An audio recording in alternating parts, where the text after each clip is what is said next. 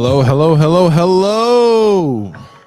It's your boy, Steve, real name, no gimmicks, host of Conversations That Matters, here over at the Hold Up TV. I do want to thank everyone for showing up, coming out to support for what I know is going to be an amazing conversation.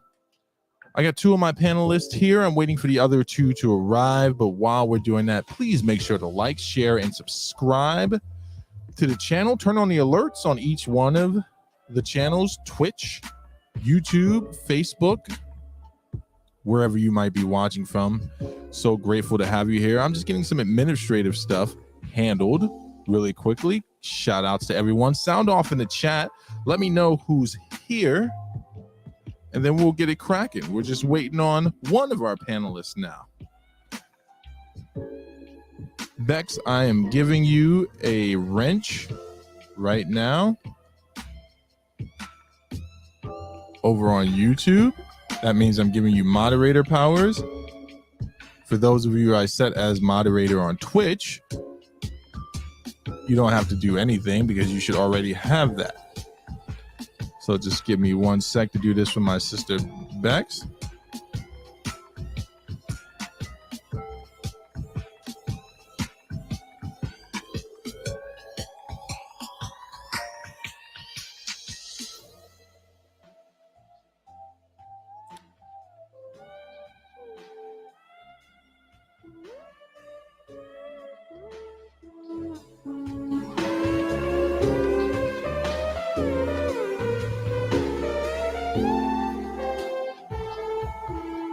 Bex, you should have moderator powers over on YouTube now.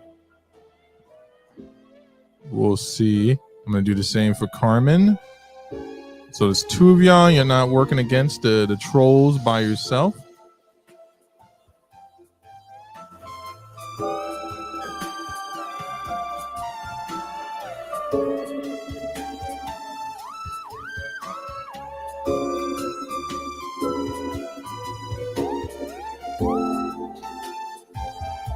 Okay, obviously now it's not giving. All right, it's not allowing me to do it on YouTube, so I'm not going to spend too much time trying to figure that out.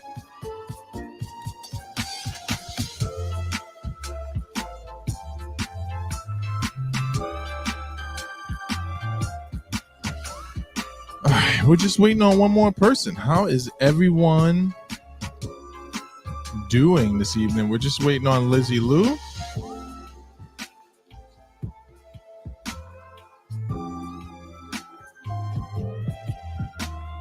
Lizzy's coming on in 1 second.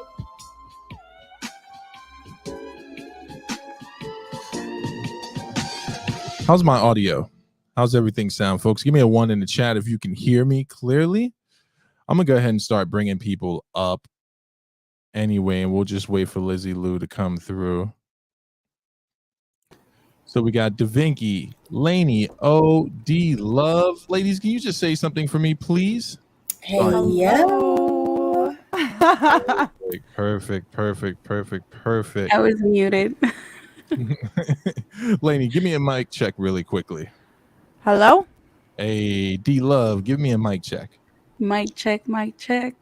And Davinky, give me a mic check. The feminists are up and watching. Yes, they are. Yes, they are indeed. How is everyone doing? Fantastic. Good. I'm glad everyone's here. I'll do the official rollout once we get our last panel member up here, but I appreciate all four of you coming on. Originally, I was not myself going to be on here since this is a vital conversation amongst women, and I didn't want to intrude or distract from the important conversation that you'll be having this evening. But seeing as how I was having a bit of a hard time finding, and people were honest with me about being impartial during this conversation, I made sure I cleared it with my panel members that they were comfortable with me being up here. My portion of the show will only be to ask questions. It will not be to intervene, project any opinions, or sway the conversation one way or another. And again, I said this to y'all in the group chat, but it takes a special type of courage to actually come up and speak about these issues. So I appreciate y'all, man. And y'all had me cracking up in the chat today as well. Little inside joke here. Little G for Davinky. Little G. Capital G. Capital G. little G. We're just waiting on Lizzy Lou, and then we'll get started. And the way the format's gonna roll, folks, I'm gonna have all our panelists introduce themselves officially. They will give a 3-minute rollout on, their background and why this topic is important to them, and then we'll move through there. And Lizzy is on Midwestern time, so I think she's probably scurrying now to put the baby somewhere. Let me make sure I send her.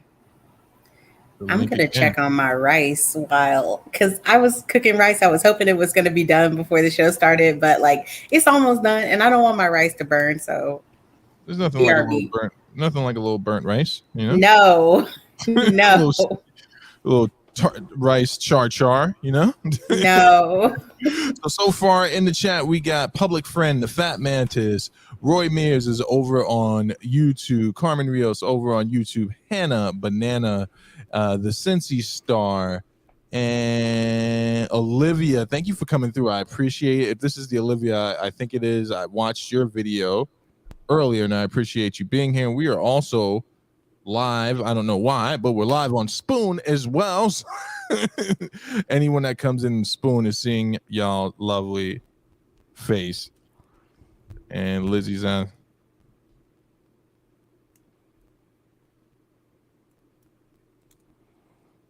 All right, we're almost there, folks. We're almost there. Lainey, cammed up, ready to go. I know, I'm the only one. That's fine. Now, and I'm kind of feeling silly. I'm like, okay, should I have just put a picture up? No. I put my bonnet on at 5:00 today. I put makeup on for this shit and everything. Come on, guys. You look beautiful. I love looking at you, but my bonnet's on. It's not me blushing. Look, I'm red. I'm gonna sip my coffee. All right, 16 people up in here. People are ready for this conversation. That's good to know. It's good to know. Let's go. And shout out to Public Friend for getting the requirements for affiliate over on Twitch. Hey, congrats, pubs.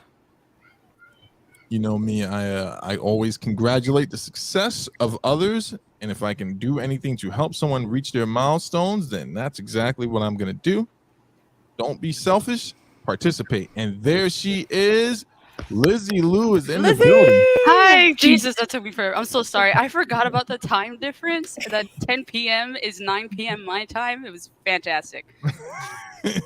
I did not get a glass of wine in, so don't worry about it. All right, perfect. No booze.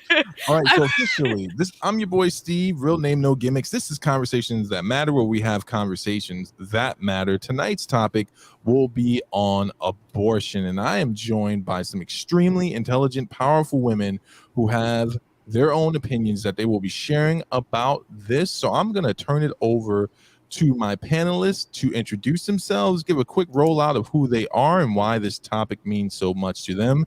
Let's start with Davinky, then Lainey, Lizzy, then D-Love. Hey, yo, it's your favorite Saudi baddie, Davinky, checking in. I'm so happy to be a panel member on this conversation. I'm really excited and revved up for it.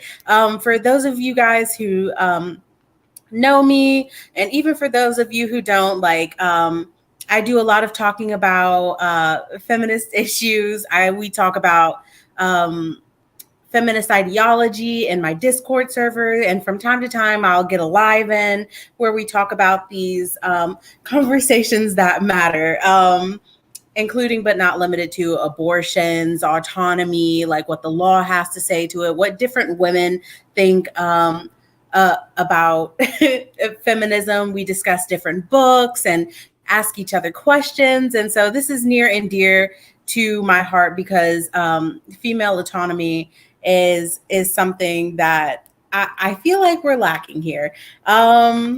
And so I'm ready to talk about it, and I'm ready to hear what other women have to say and have a conversation about it. Lainey.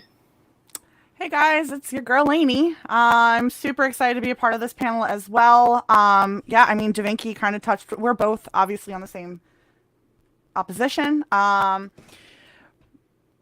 super into women's autonomy.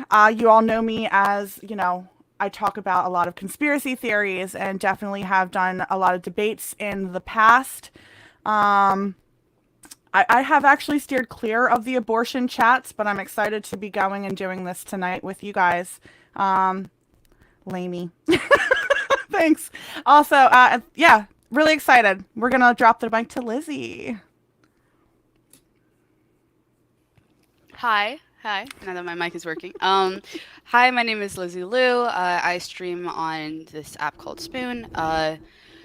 And we just kind of talk about really anything. It kind of depends on the night. So sometimes it's abortion, sometimes it's things that, what I call like perspective shifts on like mental health or dealing with traumas or dealing with relationships. Just kind of whatever happens on the stream, we talk about it. So for me, this is a very close to home topic. I considered doing an abortion when I found out I was pregnant with my son. So like went through all of that from abortion to adoption, and I decided to keep him. You might hear him in the background.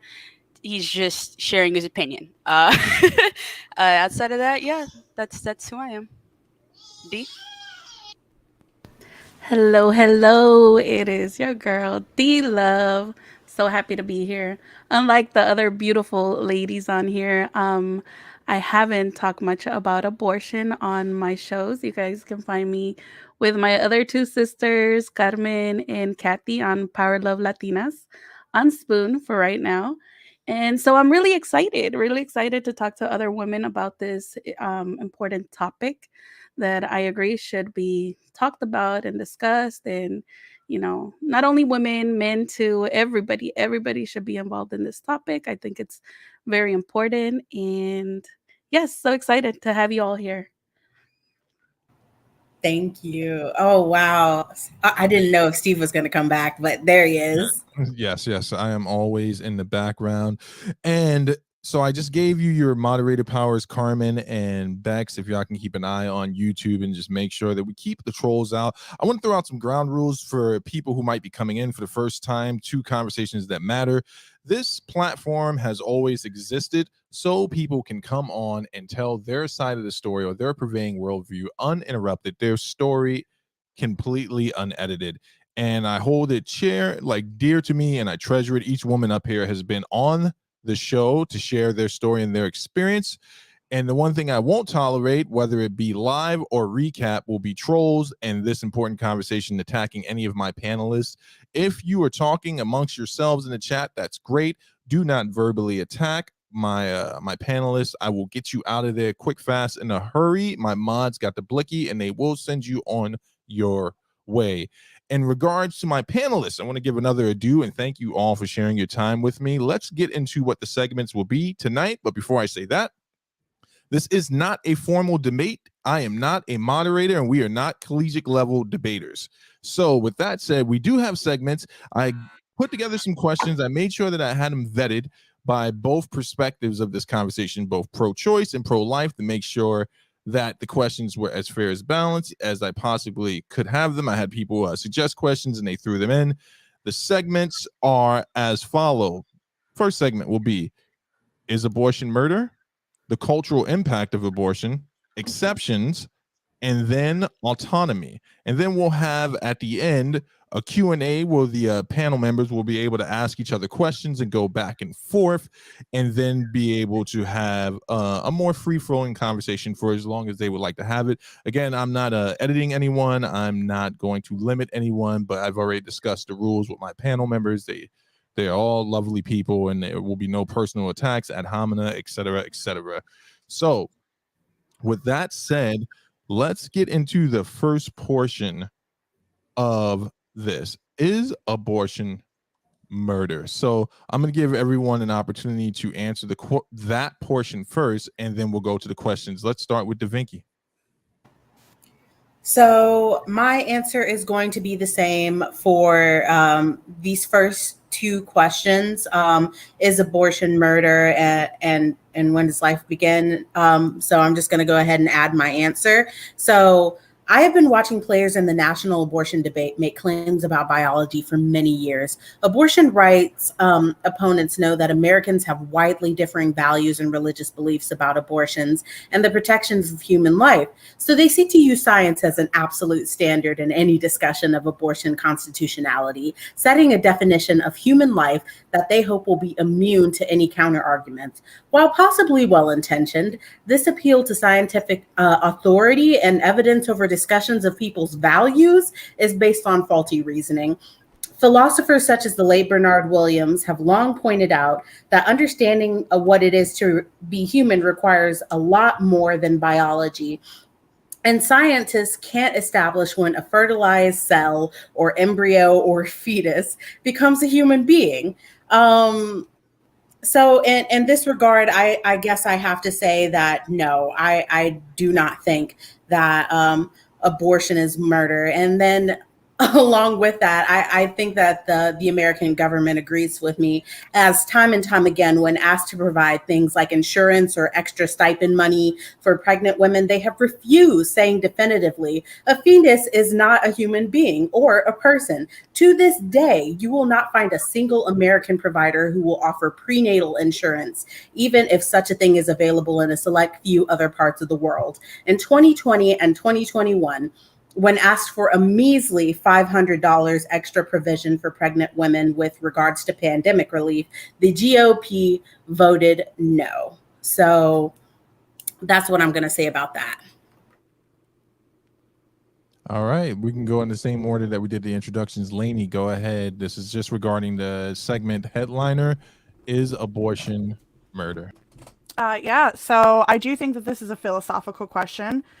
Scientifically, it's not proven when life is actually going to begin. Human life, that is not going. It's not answered. I would have to say that I do not believe that abortion is murder. And yeah, that's what I gotta say on that. I mean, how do you follow up Davinky? She's very thorough. We love it, though. We love it. So that was your Yeah. Okay. Is abortion murder? Over the last couple months, I had a lot of discussions with a lot of people. And my position kind of, for a minute, was kind of flippy floppy. I kind of I could see the other side of it, and the position that I grew up in is that it is murder. As I have a Christian background, and when it came time for me to decide, I think that it kind of just depends on where you're standing for you to be able to say whether or not it's murder. If you're, I'm a mother now, so for me, abortions, they matter a lot to me. I think everybody should have a good, happy pregnancy. So for it to be terminated, I think there's a lot of loss in that. Whether or not you're doing it for a good reason, it's still loss for people that go through it. At least it can be. Some women, they feel very confident in their decision, and that's fine. I just, I think that it carries a lot of loss. So you can't grieve. If you're grieving, if something you lost, I think it would be considered a murder situation. I think murder is really, really intense word. Not gonna lie, but it's a loss. So yeah. D, if you want to go now. Yes. So for me, biology and embryology demonstrates that life does begin at conception. So I do believe that abortion is murder. When an egg is fertilized by the sperm, science, embryology establishes that's the earliest stages of development. So if we were distinct at that time, that's a living whole human being. So for me, abortion is murder. All right, thank you for chiming in. All right, so we're gonna get into the questions now, and then again, I'm not capping the amount of interaction between y'all. So I know, Davinky, you said you summed up answer 1 with your question, but I'm going to go ahead and make you answer it again. And just so everyone who's watching knows, obviously, Lainey and Davinky are representing the pro-choice side of the conversation. D-Love and Lizzy are representing the pro-life side of the conversation. So Davinky and Lainey will have their opportunity to answer, and then I will allow Lizzy Lou and D-Love to answer, and if there needs to be any responses or elaborations, then the panel members can ask me and we'll do it in an orderly fashion. Make sense? Makes sense. All right, so first question, bit of redundancy. When does life start?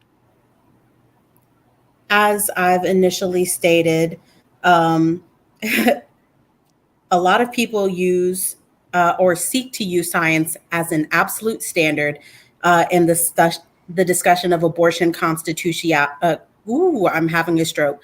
Constitutionality. And like I said before, setting a definition of human life they hope will be immune to any counter argument is the focus. In my mind or in my understanding of biology or anything like that, I understand that a lot of these things differ specialist to specialist. You will hear one specialist say, talking about the embryo or talking about fertilization, but I question, like, is not every part of your body alive? Is not every part of your body viable? So like I stated before, there's going to be a lot of talk about people using science in order to make a counter argument that they think will stand up to the scrutiny. But when talking about this issue, a lot of the times I think it's a moral argument for people who don't want to admit that their views come from their morals. But we're talking about the constitutionality of it and this. And so when you ask me the question, when does life begin? I have to say that is a philosophical question. And even scientists vary, scientists to scientists, to answer this question. So I don't believe that I can answer it.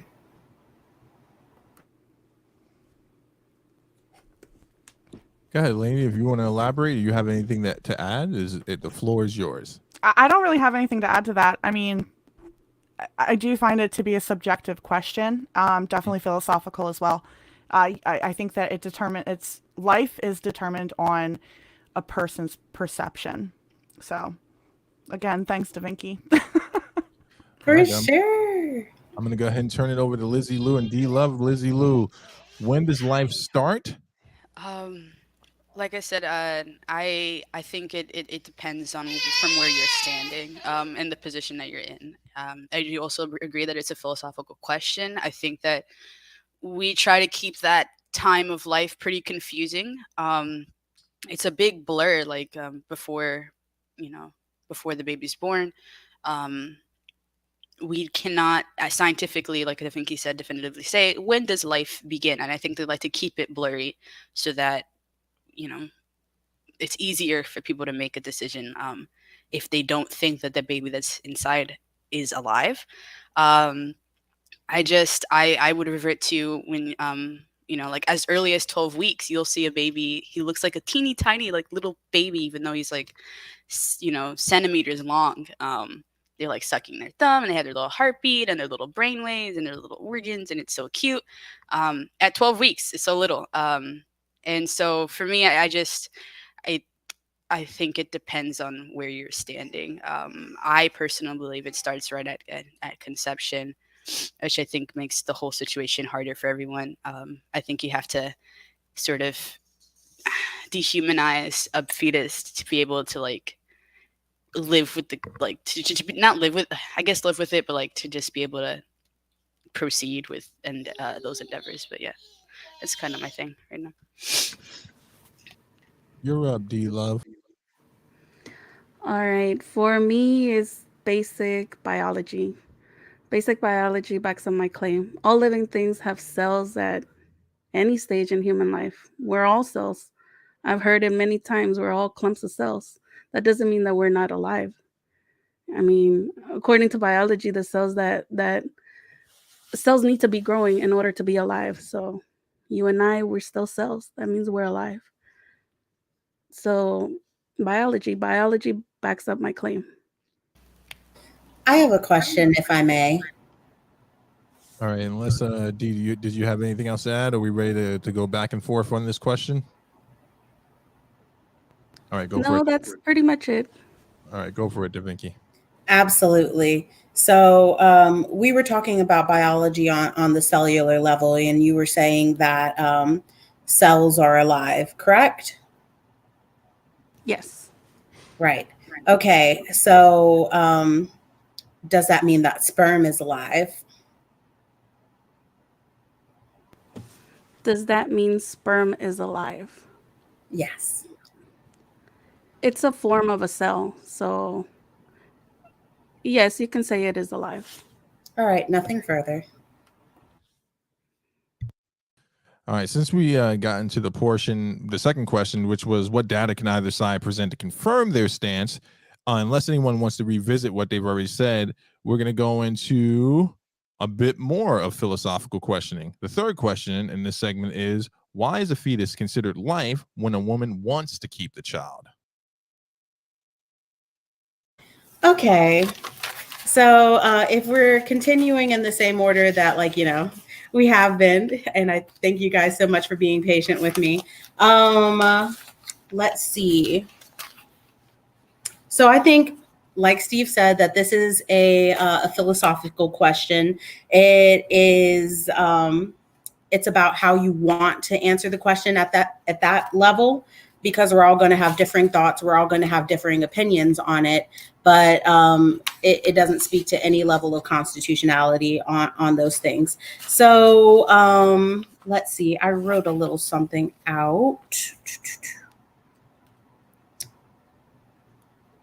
I think I was going to talk about the stages of morality. Lainey, can you go first? And then, because I wrote something out, so give me 1 second.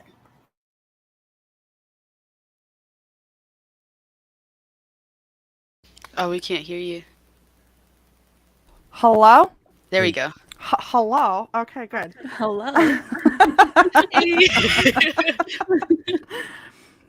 So why is a fetus considered life when a woman wants a child? Yeah, again, absolutely a philosophical question and a subjective one. I do think that it's hope. I think that women, they want that hope of it's going to be viable, it's going to come to term,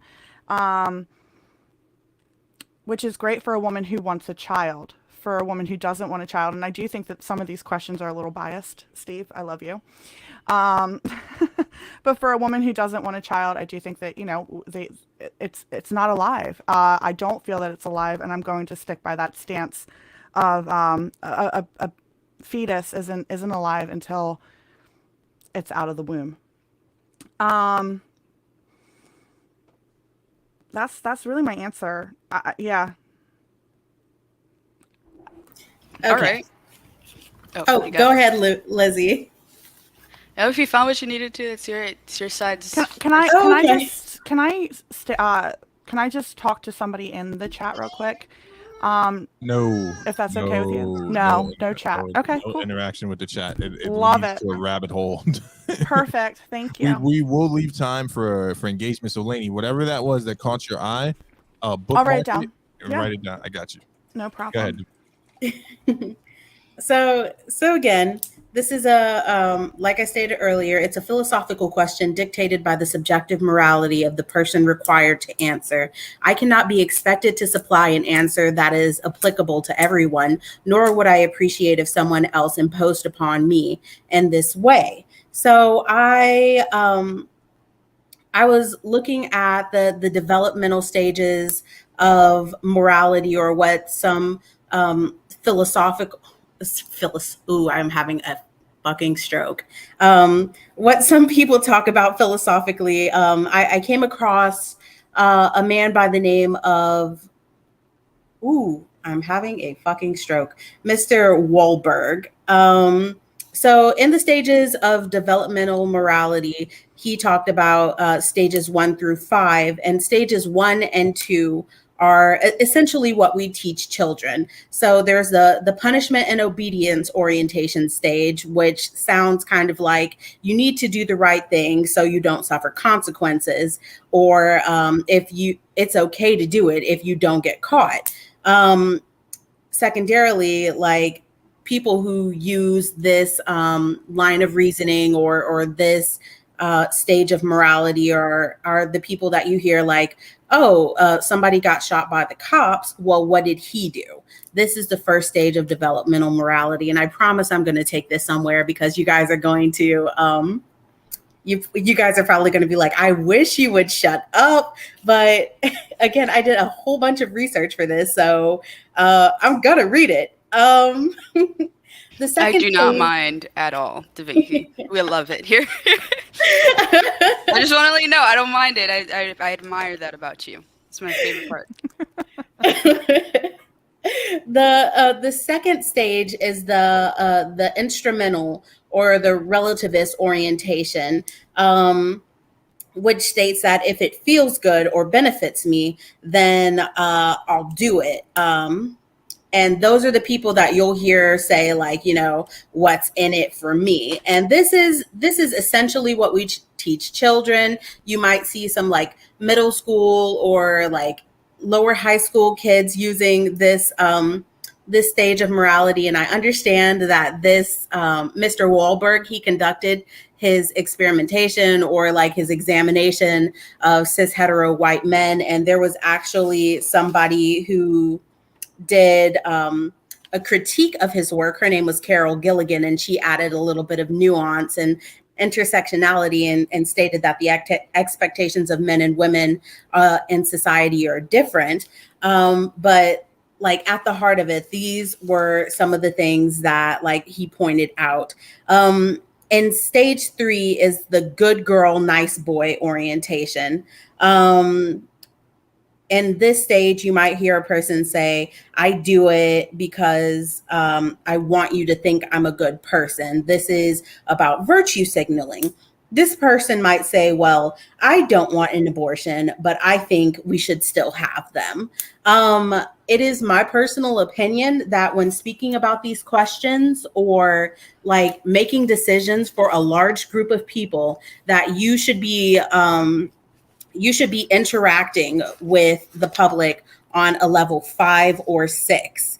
Now, stages 5 and 6 are part of a category called the post-conventional morality. This is when you get into big picture thinking and you're able to transcend your experience as a human and think about the morality or the majority of people or what's best for everyone. So stage 5 is the social contract orientation, or the consensus of the thoughtful man, because duh. And stage 6 is the universal ethical principle. And this stage states like, what if everyone did that? And also I encourage you guys to look at Carol Gilligan's critique, because it adds a lot of nuance and points out a lot of things about society that are expected of men that aren't expected of women, or are expected of women and aren't expected of men. So that's what I have to say when talking about question 3, why is a fetus considered life when the woman wants to keep the child? Because I think it's a philosophical question. And I think that people operating on a 1 or 2 of the morality spectrum, according to Mr. Wahlberg, would like identify more with this question. No shade. All right. I don't know if Lizzy is there, but Lizzy, if you want to go, you can. If not, I'll go right to D Love.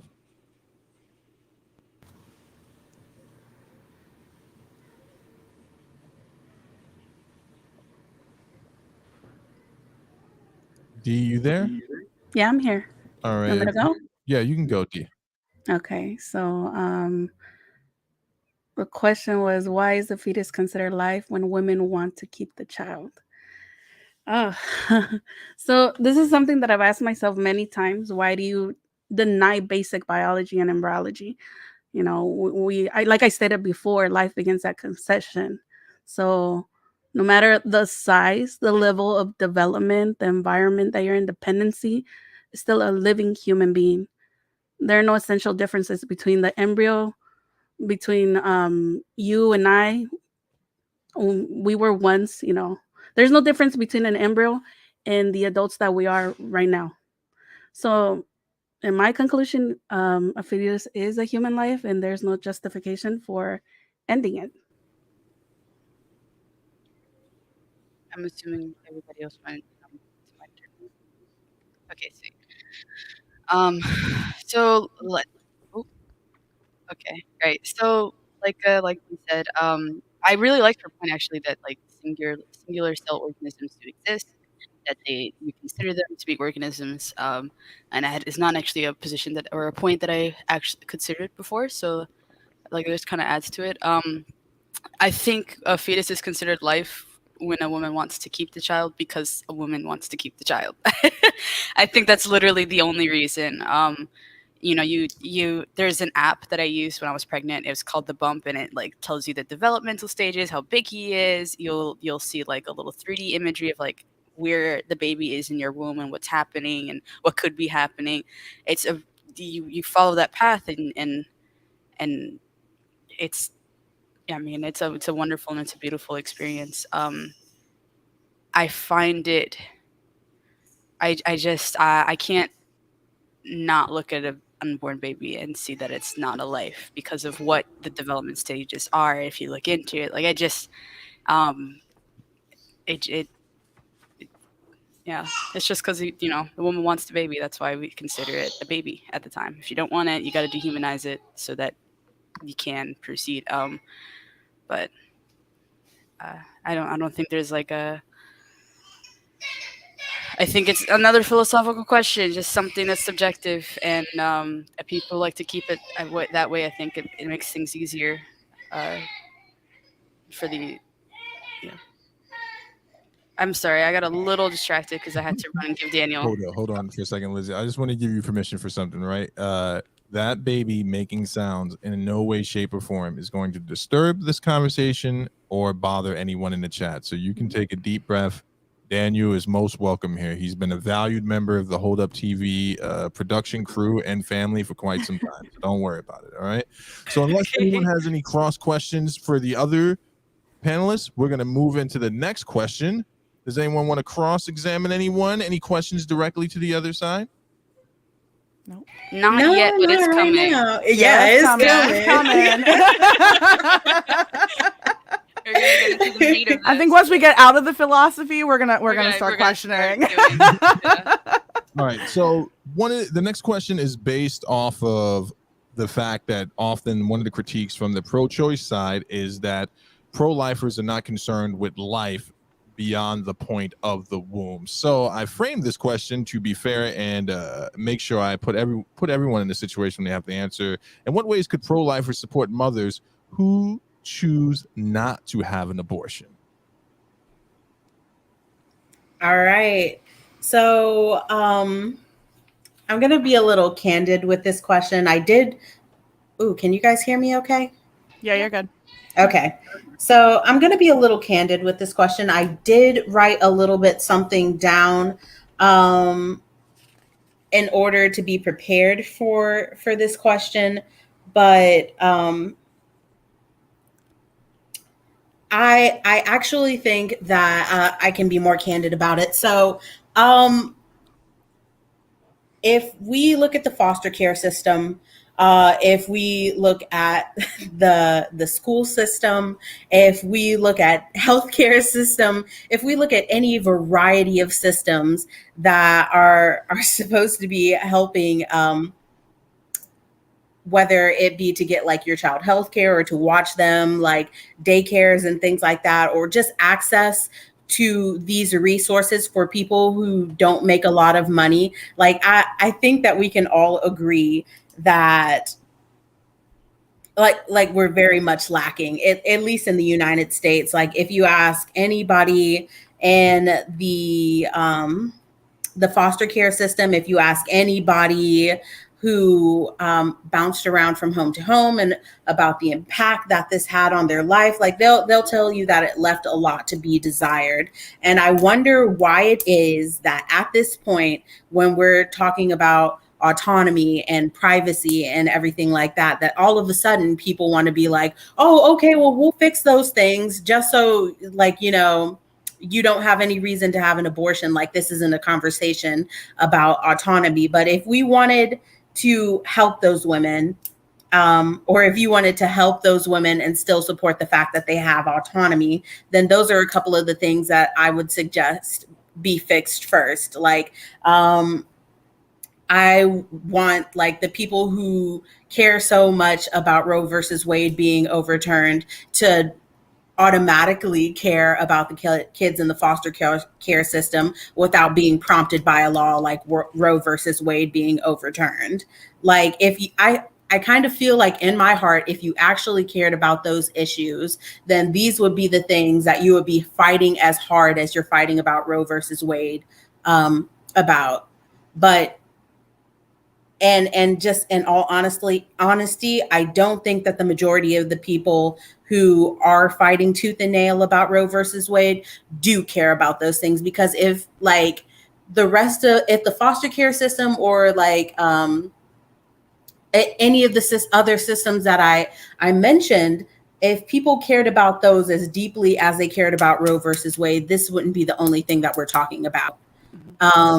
So that's just my take on it. I was a little candid about it because I did want to bring up the birth rates falling and adoption agencies, and as what's his name? Samuel Alito quoted on, or he didn't say this, but he had a footnote in the draft from the CDC report in 2008 that mentioned a domestic supply of infants. And it's kind of like, it sounded to me like they were commodifying infants, and say what you will about that. But yeah, just like I was saying, like, I just think that there's a lack of care for the things that these kids actually need, or these mothers actually need. Like the shortage on formula right now. I don't know if I've heard anything about that in the news or in the media, but I have definitely heard about Roe versus Wade. Like, people who fall through the cracks in the foster care system. Like, you know, I often hear about their stories on some obscure true crime podcast, but I never hear about them in the media. And I just don't think that people care about them after they're here. But they sure want them to get here, though. So that's just my opinion. I've got a couple of things that kind of solidify what I have to say as more than just my opinion, but I'm going to leave it at that for right now. Y'all don't have to wait for me. Same format. If I'm going to switch it up, I'll switch it up. Lainey, go ahead. And you look nice tonight, Lainey. Oh, thank you. Why does everybody gotta make me blush, though?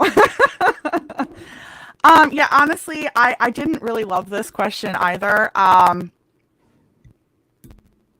I didn't really have an answer for it either. I don't think that it should be a question. I think that maybe we should be talking about, you know, I don't know. Yeah, I don't have an answer for that question, and I honestly don't want to answer it.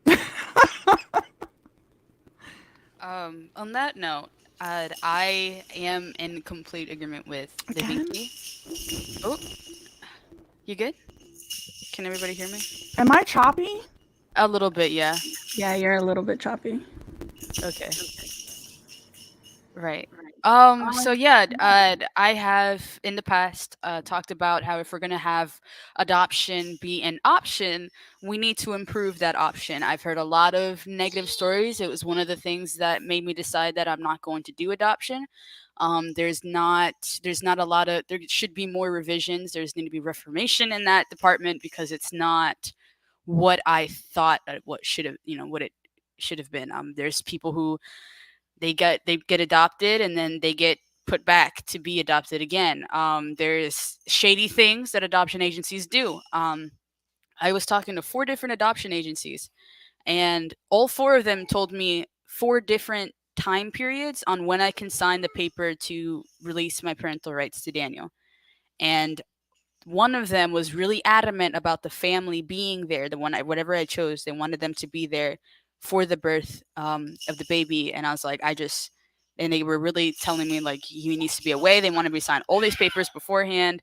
And I don't know. I found it was a little confusing on things that they were writing. It didn't give me security in what would happen after that. Like, would it be fair? And there's nothing I can do. I wanted to have an open adoption. After he's adopted, there's nothing I can do. I've given my parental rights away.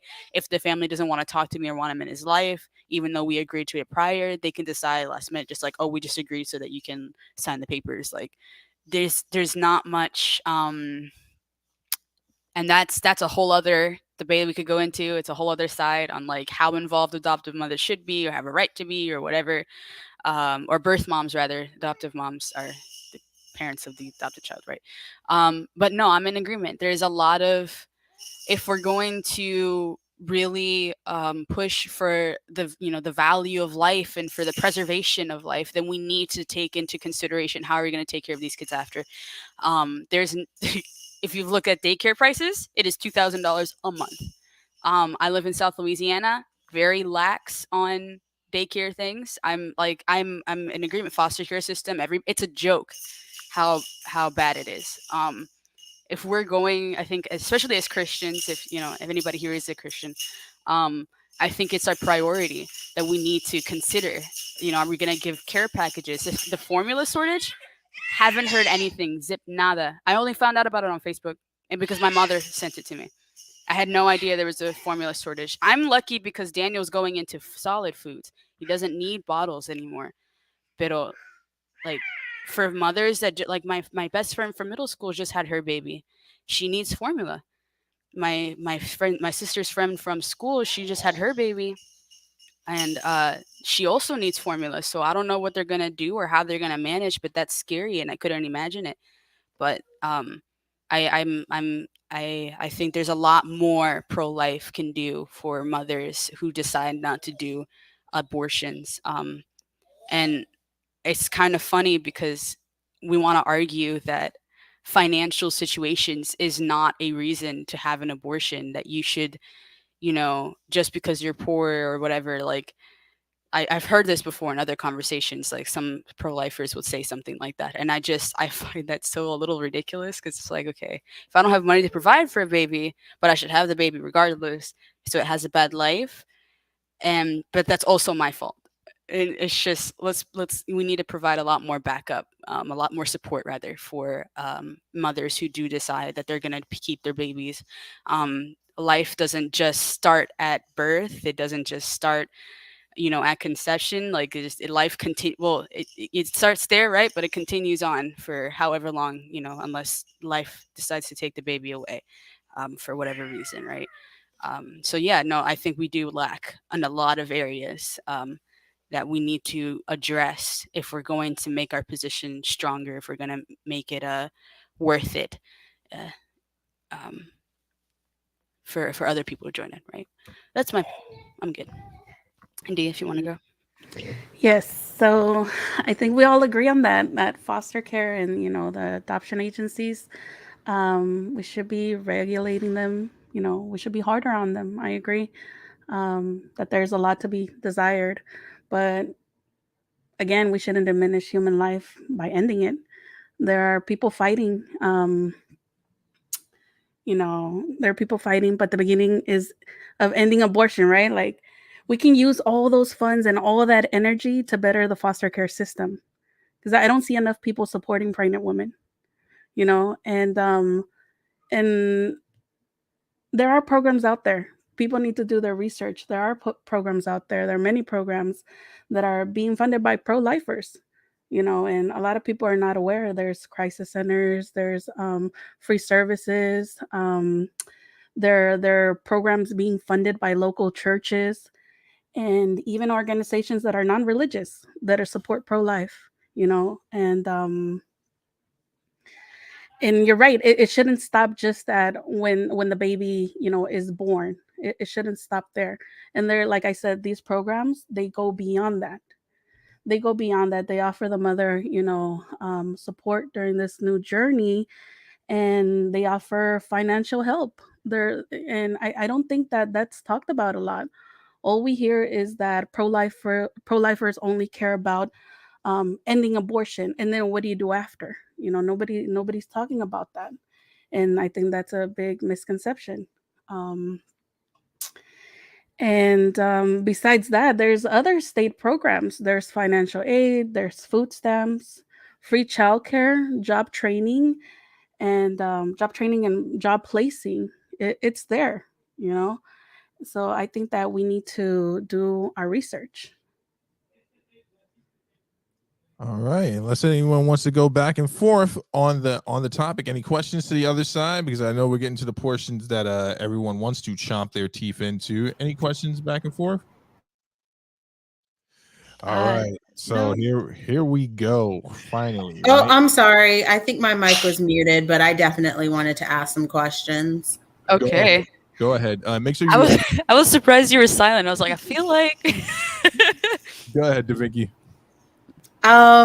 So I mentioned a portion of the draft that was leaked, and Samuel Alito's portion of the draft, the 98-page opinion that would reverse Roe versus Wade. And I mentioned the footnote on page 34 and the quote coming from the 2008 report from the CDC. That's where the domestic supply of infants statement came from. And I don't know if you guys are on TikTok or any other social media, but I was thinking that this goes against the ethos of care argument advanced by mostly Republicans at this point, who want to emphasize compassion instead of cruelty after the Dobbs versus Jackson women's health fallout. That was also mentioned in footnote 46 of the draft. What do you guys think about the commodification of infants by adoption agencies? I'm gonna go first on this one. I'm gonna respond because I have, like I said, kind of an intimate relationship or knowledge with the adoption agencies. I was actually surprised when I looked. There's not a lot of adoptive families available, actually. That was probably the most shocking thing. There was not a lot of choices. I thought it would be a 500-page forum of different families looking for, but they didn't have a lot of families. It was like 40 people, 40 couples, and some of them already had kids. Some of them didn't. Some of them, I saw like 2 single moms having kids, adopting kids, which I thought was really cool. But I think it's I don't like that the commodification of infants for what, that just, it sounds wrong. It rubs me wrong. I don't like it. I don't like hearing it. And I also find it odd that he said that because there's not a lot of adoptive families available in the first place. The largest adoption agency that I was in contact with, they didn't have a lot of families, and then after that it was like a local adoption agencies in Louisiana that I was looking at. It's just odd that he says that, because like I said, there's not enough adoptive families available. So why are we worried about how many infants are available to be adopted? It's not like they've been waiting there for 10 years or something. And even if they are, there's very few. So Also, does anyone else want to chime in before I ask the second half of my question? No? Okay. Well, I want to know what you guys think, as I think we're all women of color, about the fact that Black and brown babies are offered at a lower cost than white babies. um, there was one family I looked at. It will always stick in my mind because in their letter, they send you a letter. They're like a letter of like, hey, we're the Hernandez family or whatever, and we love this, and this is what we're doing. There's a section that said we are going, and I saw this in other ones, but the way this particular family wrote it was like it.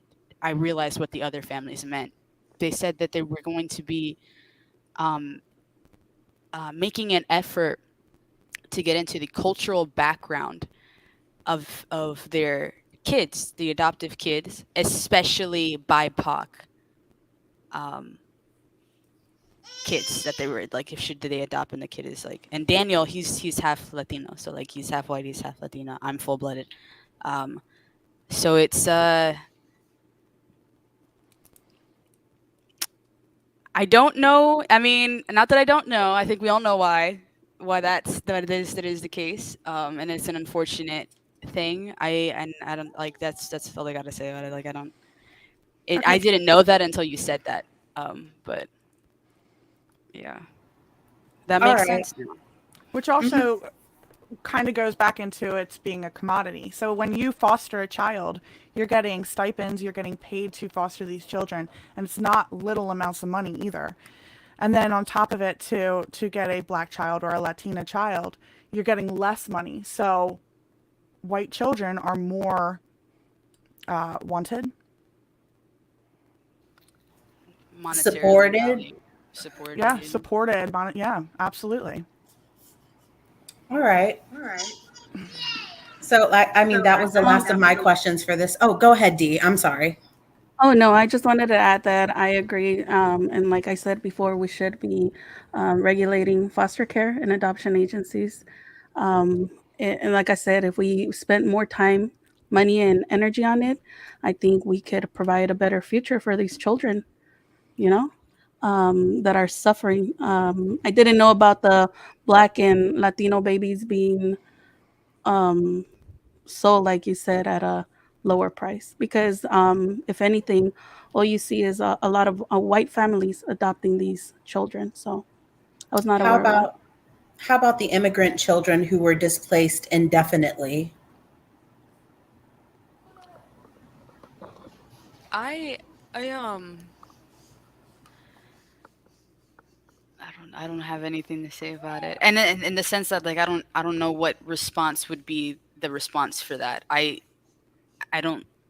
Yeah, I don't know. I know like the whole idea is that they have a better life and that we're giving this kid a chance, and meanwhile, just millions of kids in the system, on the foster care system and the adoption system, um, not an adoption system, but like specifically the foster care system, because any kid that doesn't get adopted, that's put into adoption, goes into the foster care system. By the way, um, so I feel like why are we looking outside of our country when there's plenty of children that need a home and a chance within our own walls? So that has always kind of confused me. But Right, very much so. It confuses me as well because it goes back to what I was saying earlier. There's this huge conversation about bringing children into the world, but nobody knows what's happening to them when they get here, as is the case for the immigrant children who were displaced indefinitely, as was the case for these children that go into foster care and then just age out. They age out if they're there for long enough. Like there's no conversation about them. There's no conversation about them after they get here, or the difficulties that they faced coming into the world and being here and living here. But there is so much conversation about bringing them into the world. It just like, I don't want to say that I'm calling anybody on the panel or otherwise hypocritical, but it seems like hypocritical as a society to put so much weight on like the decision to or not to bring them into the world, but not have any consideration for what happens to them once they get here. I agree, but that does not diminish the human life. It doesn't justify ending Right, it. but now we're talking about morality rather than a system that is broken, that children are not being adopted. We can't talk morality when the problem is that these children, people don't want to adopt. They don't want to foster anymore unless they're literally looking for that paycheck at the end of the day. Lizzy said it, that she had issues trying to find an adoptive family. So everybody wants to bring morality into the conversation when it really needs to be about the system, The practicality of it all, and the reality of the situation that we're in. Yeah, and it's like, right, I like it. None of it is a reason that you want to diminish life, but we also we need to support it. Like, I mean, that's the other half of this. Like, and I think Davinky and Lainey are right in that we don't talk about it, and we don't society as a whole does not advocate for the reformation of the foster care system. People just make jokes about it, you know. And as far as like white families being the only ones, I wanted a family for Daniel that was Latino because I wanted him to still have his roots. Couldn't find one. I found Asian, not other races, not too many other races available. And that was pretty shocking to me. I'll never yeah. So there are families out there that want to adopt. They just didn't meet your requirements. Just to say that there is no families out there that want to adopt. That's a I didn't say that there were no families that want to adopt. I said that there's a lot of white families that want to adopt, and there was not, and well, there wasn't even a lot either. Is like the thing. The people, and I don't know what the trends are, the statistics on adoptions right now, but I can say when I looked, there was not a lot of options and not a lot of availability in terms of, well, I thought it was going to be way more than what it was, because everybody talks about adoption and waiting for adopt and wanting to adopt, and it's like actually not a lot of waiting families on that page. So, all right, unless we got any more back and forth on that, let's get to the meat of this. I'm going to go ahead and copy the question for the chat, and thank you for everyone being here. Thank you all for being up here on this panel. And here we go. Fifth question: should individual states and their constituents be allowed to determine if abortion is murder? I'm going to switch up the order in which we go now. So now we're going to start with D Love, then Lizzy, then Lainey, and then to Davinky. Okay, ladies? Noted. Sounds good. Sounds good. All right. Are y'all having fun, by the way? You having a good time up here? I mean, it's been interesting. I think we're all kind of waiting for the ball to drop. I think, yeah, it's a heavy hitter too. It's definitely a heavy hitting conversation. I wish I had liquor. I'm not gonna lie. Like I think liquor would have been good for this. Lainey, we talked about this already. That's why listen, you can't move the liquor. Are we sure that's not? What is that? No, it's water. It's water. It's like I'm pouring water from my thing so I don't look like an absolute asshole.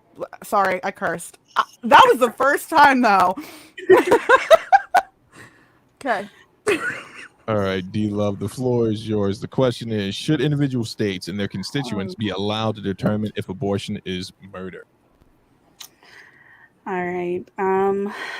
This is a difficult one for me because I do live in a state that, if allowed, they would abort babies up to 9 months, no questions asked whatsoever. So for me, that's absolutely heinous. And there are other states that would ban abortion. So imagine all the money that goes into the abortion industry. It will go into other resources, programs, and, better birth control and pregnancy prevention. So it's a difficult choice for me on that one.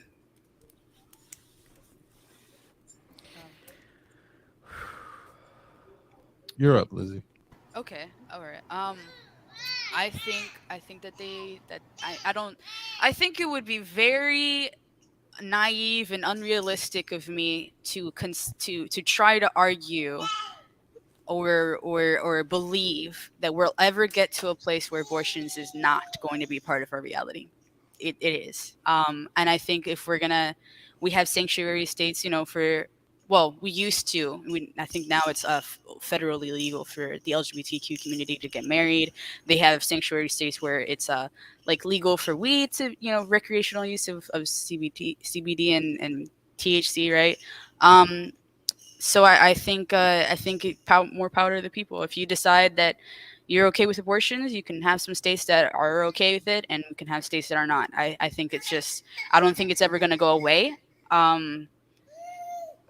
I would prefer to also be surrounded by other like-minded individuals who just prefer for it not to be an option. I think, if you really need it and you're really set on it, I think you'll be able to go and move along. Like, people were going to bring me to Texas to have, I had a group of friends that when they found out I was pregnant, they were going to help me get to Texas and pay for it, for everything to be settled.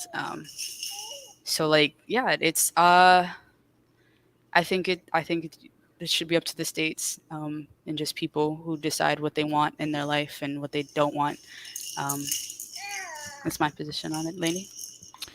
Yeah, I disagree. I don't think that any state should have the right to determine whether or not abortions are legal. I think that it's actually a safety issue. You're going to have more backyard abortions by doing that because people don't have the means to get to another state to have illegal abortions. And I also just feel that it's our right to have these clinics in our hometowns. So yeah, I totally disagree. I don't think it's constitutionally right for the states to have any govern over that. Wow. So you guys don't hate me. I'm about to get a little long-winded. Not that I haven't been already.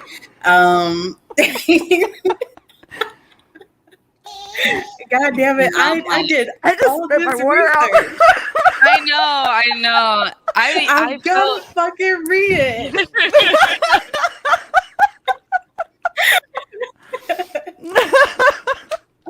So put your big girl panties on and get ready, because here we go. Roe versus Wade is a landmark decision of the United States Supreme Court in which the court ruled that the Constitution of the United States protects a pregnant woman's liberty to choose to have an abortion without excessive government restriction.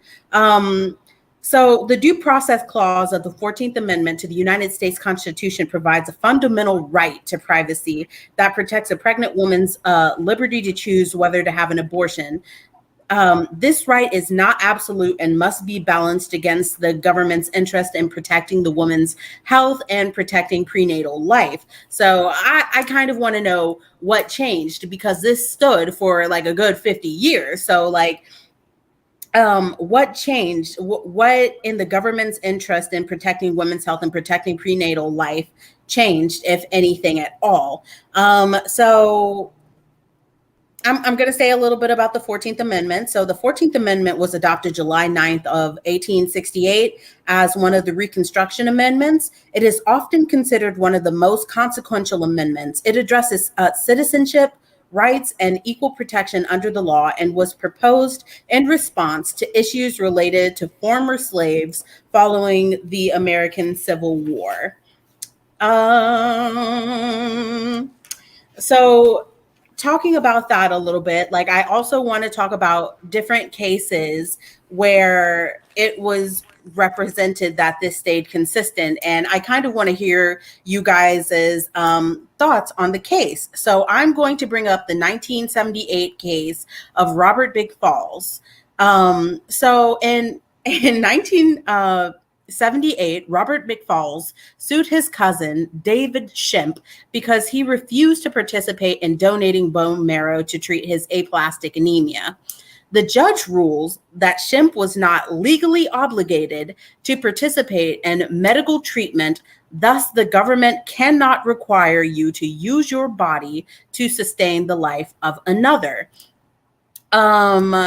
So my first question is, because I'm going to answer the question real quick, because that was like a lot of buildup, but I'm going to answer the question. Just give me a second. Hold on, Davinky. Answer the question first, my sister. Okay, I'm sorry. So no. I don't believe that it should be state to state. I think that this is something that everybody should have access to, no matter what state you're in, because who this targets the most is people of color or people below the poverty line who can't afford to go state to state in order to get the health care that they need. So that's my answer. And I'm going to bring it back to Robert McFalls after everybody's answered. Oh, wait, I was the last one. So can I ask my question now? Yes, you most certainly can. Go ahead, Davinky. You got this. Where'd he go? Davinky, do you hear me? I'm up here on the stream. He said you there can he ask is. your question. Okay, I was gonna say.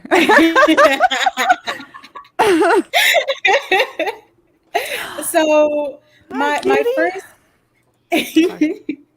There's children now. my what? Child. There's Daniel's on the screen. Lainey was saying hi. I'm sorry. Okay. So in regards to this case, do you agree with the ruling? Why or why not? Because I think this brings into questions which organs we are and aren't allowed to be autonomous over. And so well, I'm going to let you guys answer that question first. That was a lot. I would have to look at this case because I haven't looked at it, so I can't give you an answer. I think I can. I agree that you shouldn't have to use your body to support another individual.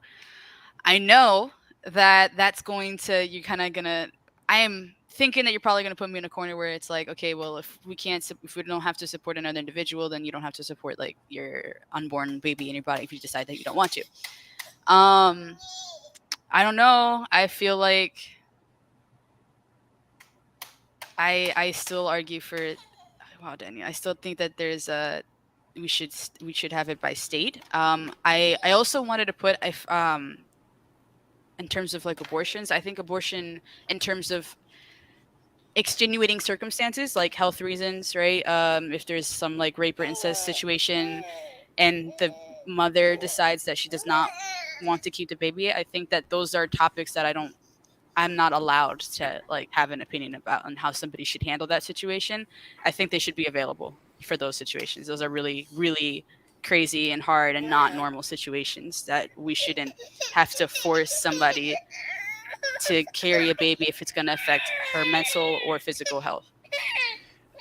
So I think that should be legal across all 50 states. But like in terms of like, if it's not that, then I think that should be state by state. But, I just wanted to add that real quick. Sorry. Lainey, did you have anything you wanted to add? Yeah, actually, I do. So I think that the question was about autonomy. And I understand that everybody wants to sit there and say, okay, it's okay if it was rape, but it's okay if it's medically something that needs to be happening. The issue with that I have is that once we lose one of our rights, we're losing all of our rights. It is your body. It is my body. It doesn't mean that I'm going to have an easy pregnancy. I could get pregnant tomorrow and I could have the worst pregnancy of my entire life. And that doesn't mean that I'm medically needing an abortion, but I might need that abortion. Autonomy is like the most important thing that is happening in our world today, and we're losing our rights as women. And yeah, anyway. I am getting a little heated, so I'm gonna sip my water. No, I get that because like it just makes me ask, like, which organs are we allowed to be autonomous over? Correct. Because the Food and Drug Administration, or the FDA, says that you cannot be forced to give blood. And according to this case, the 1978 case of Robert McFalls, and his first cousin David Shimp, and Alan Kenny, I can't say that word, counties, Pennsylvania, like, the judge ruled that you cannot be required to use your body to sustain the life of another person. Like, if you're if you're allowed to control your autonomy when it comes to blood, but not your uterus, then, like, what's the difference? Like, does it take it back to that whole commodification of infants? Like, does it? I don't know. What does that mean? So, but that was me. That was me. All right. I think we're good. If anybody else wants to comment on that, like, I encourage it. Any follow-ups? Anyone want to go back and forth on it? All right. No, I know we're gonna get back into this one though. Yeah, I know it's gonna be brought up, but, like, yeah, we'll wait for it. All right. Next question. Should fathers also be prosecuted if they encourage the mother to get an abortion? Cool. Can I bite into this one first? Yeah, it's going from D-Love to you, the Lainey, then Davinky. Noted. You can go first, Lizzy. That's fine. Oh my gosh. Right. So, fathers in the talk of abortion or not in the talk of abortion, I'm always amazed how people approach that. To answer that question, I think there should be responsibility on the fathers in this situation. You couldn't have a baby without that person, that sperm, that seed. Unfortunately, I think that men should have a voice in the conversation. As fathers, expecting fathers, I've heard a lot of guys. I've heard them break down. I've heard them be emotional about situations where they found out their girlfriend was having a baby, and she just aborted the baby without telling him, or said that she was going to keep it and then aborted him, and it brings them a lot of pain. And I think for a man that is deciding and willing that he wants to have a child, I think it would be. I don't think it's fair to not include them in the conversation, because they obviously have emotions about it.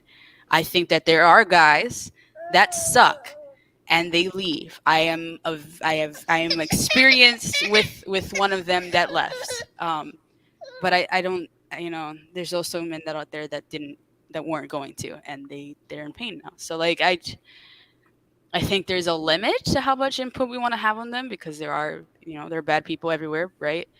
But I think they should be included in the conversation. And for those reasons, I also think that if we're going to prosecute women on getting an abortion, which I don't agree with, then yeah, if they're going to encourage it, they're going to try and twist an arm, which does happen, then they should also have a consequence for it.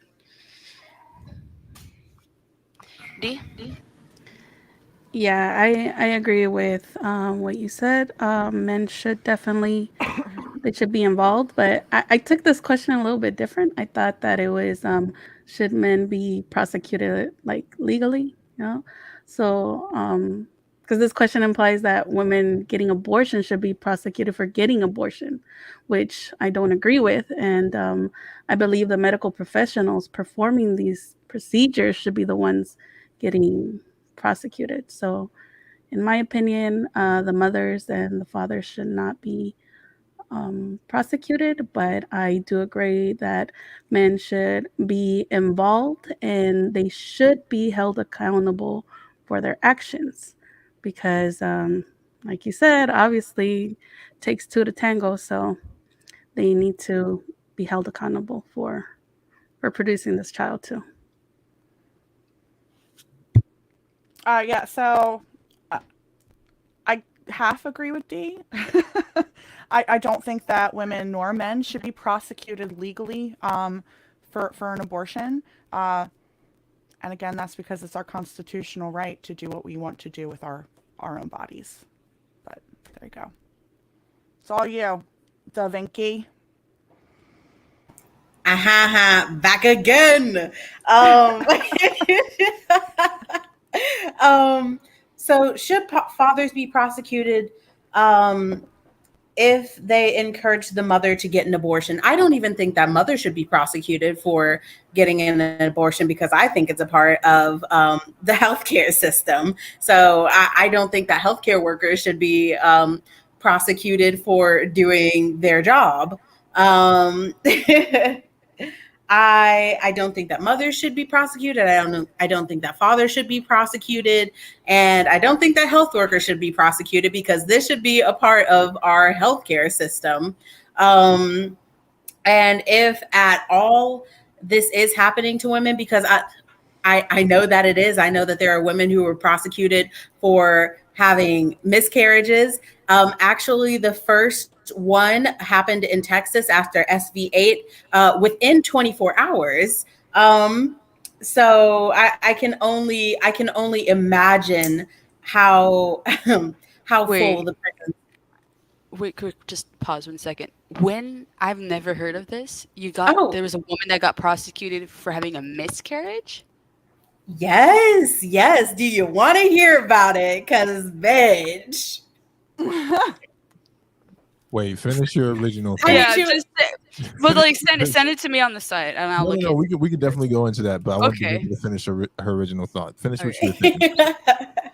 But yes, I think it should be a part of healthcare. I think that this should be a service that is offered to women. When it comes, I don't know if this is what the question was asking, but I think that, like, was the question asking, like, should fathers be a part of the whole, is that a later question? No, that was the question. Was it?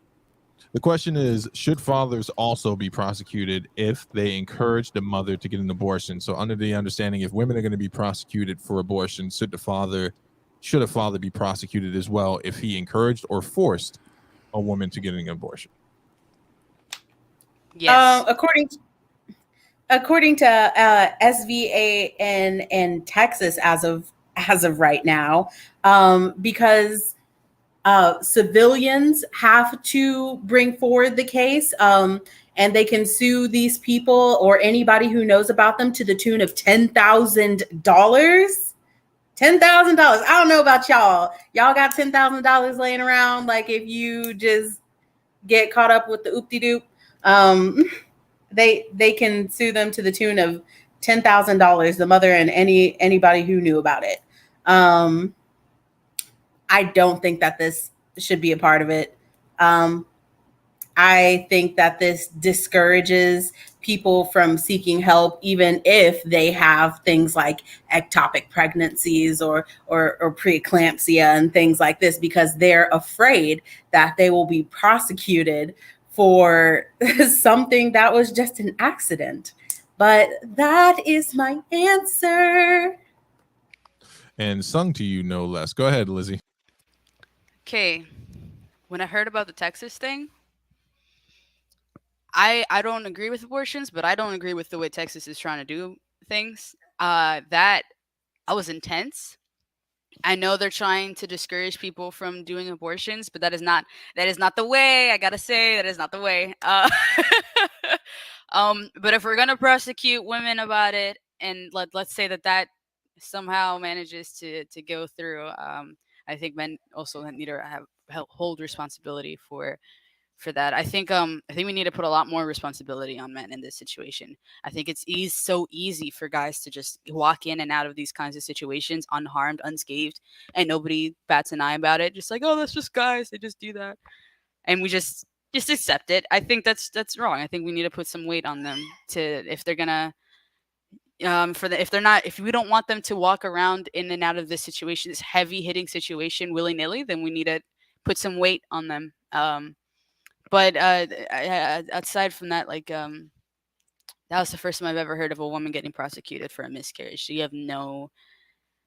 you cannot stop your body from doing that. That's just an automatic process for whatever reasons. There's no reason why a woman should be prosecuted for a miscarriage. That's already, I had a miscarriage, bruh. Like, that's not, you can't, you'll already feel like you failed in your body. And on top of that, the world, the legal system is saying this is your fault. You did this on purpose. Like, can anyone else wants to chime in? They can do it now. That's my position. I think it's appropriate that Davinky brought that up because we're going to go right into question number 7. But I just want to check in with my panel members, a little mental health check. How's everyone doing? I realize how tough of a conversation this is. Again, I want to thank you for having it. And everyone good up here?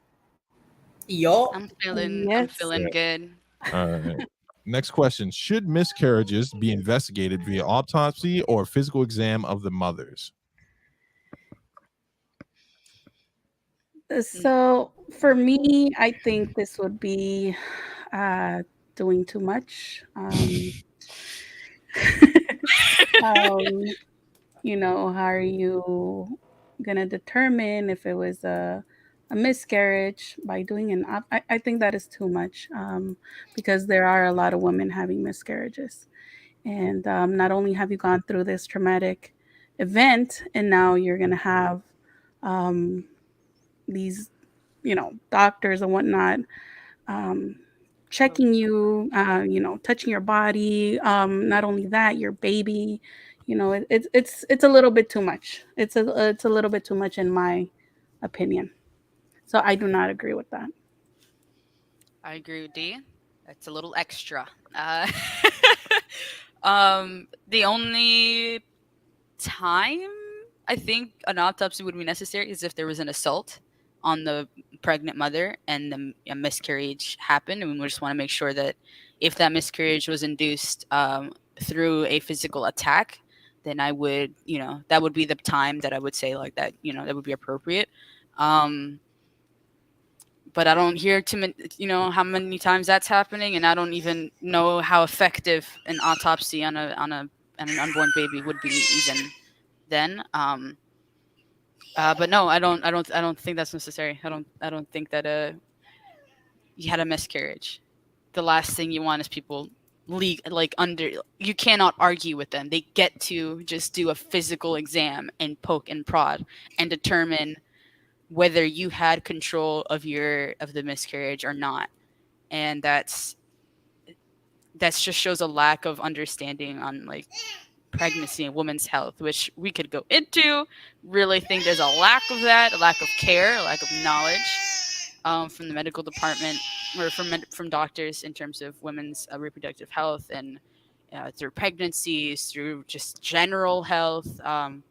We are not built like men, and again, there's any number of reasons you could have a miscarriage. There's not really a way to determine. I mean, I'm sure there's other ways you can determine why, but like, I think it's doing too much. Lainey. Hi. Yeah, I completely agree with you, the both of you. I literally wrote down absolutely not in like all capital letters, like absolutely not. Yeah, a miscarriage is super traumatizing for a mom to be, or, you know, yeah. And then on top of it, to have a fetus being autopsied, I think it's too much, like you guys said. Davinky, Hey. you got your paragraph ready? Yeah, you know I do. You know I fucking do. Because like, when have I ever not come to like a conversation ready? So I definitely agree with all of you lovely ladies. Absolutely the fuck not. But unfortunately, it's happening. It is happening because there is a 21-year-old Native American woman from Oklahoma who was convicted of manslaughter after having a miscarriage. And she's not alone. So her name was Brittany Pula, and you can look her up if you want. She was not perfect, but this is something that did happen to her. She was about 4 months pregnant when she lost her baby in the hospital in January of 2020. This October, or that October, she was convicted and sentenced to 4 years in prison for the first-degree manslaughter of her unborn son. And like I said, she is not the only one. There was a woman from El Salvador in 2020 identifying only as Esme. And I believe this was in Louisiana, and she was reportedly arrested for seeking medical care in a public hospital. She later suffered a life-threatening emergency that ended her pregnancy, and that's what happened to her. And there are story after story after story, and I got them. But those are just a couple of the stories of women that this has happened to. So, like, I definitely understand that people have this passion about wanting to grow up or live in a country that not respects, but reflects their morality. But this is what is happening as a result of trying to accommodate the morality of, I don't want to say like just evangelical Christians, but like, people who think that healthcare should be restricted for women. The Brittany Pula case, I just looked it up because I was like, that's freaking wild. They says the medical examiner did not determine a cause of death for the fetus, noting genetic anomaly, placenta abruption, or maternal methamphetamine use could have been contributing factors.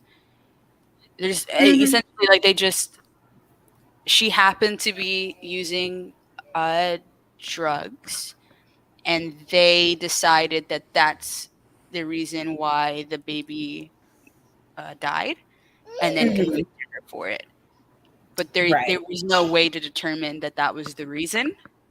And either way, it's a miscarriage. It was not a medically induced abortion. You do not convict people for and you wouldn't even, I don't even advocate for people to be convicted for having a medically induced abortion either.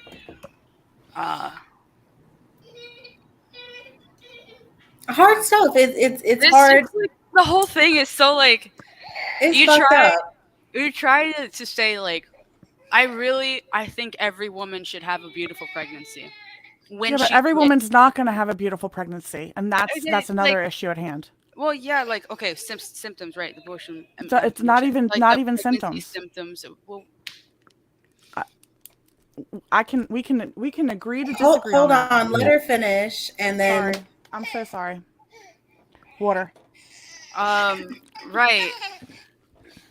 So, like I was saying, a beautiful pregnancy when she's ready. When she was ready to have her baby, when she's ready to do that, I think that women deserve that. I don't think that we should have such a negative narrative around pregnancies, and a lot of it is because sometimes you get pregnant in a time that you're not ready to have a baby, and like, not that there's any perfect, but there's definitely better circumstances than other circumstances, right? And when I feel like when, like how Davinky, she knows all these stories. I know several stories of women that went through traumatic experiences, and the system did not help the situation. And it's insane to me, like how the people who made those decisions, like, how do you just do that and just think it's okay and think that this is a right thing to do? You convict somebody for having a miscarriage. You take somebody's baby away because you just decided that that's what you were going to do. And I'm referring to this case in Florida. I forget her name, but she had a baby. She went to the doctor's office. They asked her about a B12 shot. They lied and said that she refused the B12 shot, called child services. They took her baby away, and at the time she was pregnant, or she then got pregnant again, had another baby, and on her way to present the baby to court, that should show that he's in good health. The police stopped him, and the CPS took him, and he was legally essentially kidnapped. Both kids, That days physician, old. that physician is a monster. Yeah, I know exactly the case that you're talking about. It happened at Johns Hopkins All Children's Hospital. Yeah, that was crazy, and that was yet another instance of like I feel like an abuse of power, because that woman was a woman of color, and she has been very active over the past couple of years, making her story heard so other people don't end up just like her. But that same physician has done something similar or that same thing to 7 other families. And like it's outrageous to me that she could continue her practice, or like continue her practice uninterrupted for all that time. So it's kind of hard for me to like look at these things or read these cases and hear people like not have sympathy for. I'm so glad that like the panel that I'm on is like, I think you guys are great. Like, you guys can listen, you can admit that there are points on our side, and there are points on your side that you would like to be heard. But this is what's happening. This is our reality. This is the story a lot of the time for people. So I have a little rant that I wanted to go on, but I'll wait for the question that it's attached to. The whole thing, I was then it was 3 months, almost 4 months whenever I saw that story. I was like, I couldn't even imagine. But yeah, no, like I started learning about the disparity or the mistreatment of women of color in the hospital, especially during delivery, when I was pregnant, which is not the time to be scared in that way, but I was scared when I went into Ochsner to get to have my baby. I was scared for him to be out of my sight. I've heard of people getting their baby swapped.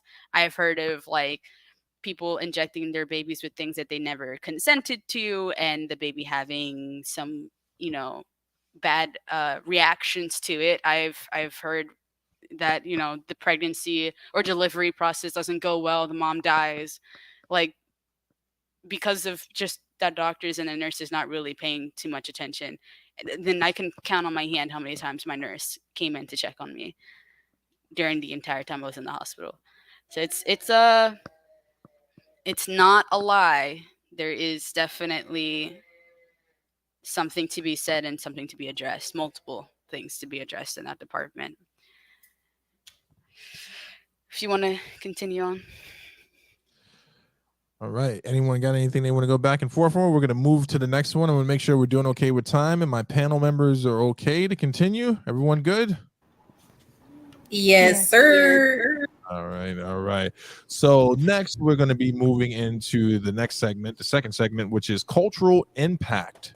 All right. First question up is, in what ways has legal abortion improved American society? We're going to switch it off for the first 2 questions and then switch back. So we'll be starting with Davinky, Lainey, and then same order as before. I hope you bitches are ready for the Turnaway study. The Turnaway study is a longitudinal study examining the effects of unwanted pregnancies on women's lives. The major aim of the study is to describe the mental health, physical health, and socioeconomic consequences of receiving an abortion compared to carrying an unwanted pregnancy to term. The main finding of the Turnaway study is that receiving an abortion does not harm the health and well-being of women, but in fact, being denied an abortion results in worse financial health and family outcomes. So I do have a little fact sheet for you guys. And it's talking about the rates at which the women were turned away. So women who were turned away and went on to give birth experienced an increase in household poverty lasting at least 4 years relative to those who received abortions. Years after an abortion denial, women were more likely to not have enough money to cover basic living expenses like food and housing and transportation. Being denied an abortion lowered a woman's credit score, increased a woman's amount of debt, and increased the number of their negative public financial records, such as bankruptcies and evictions.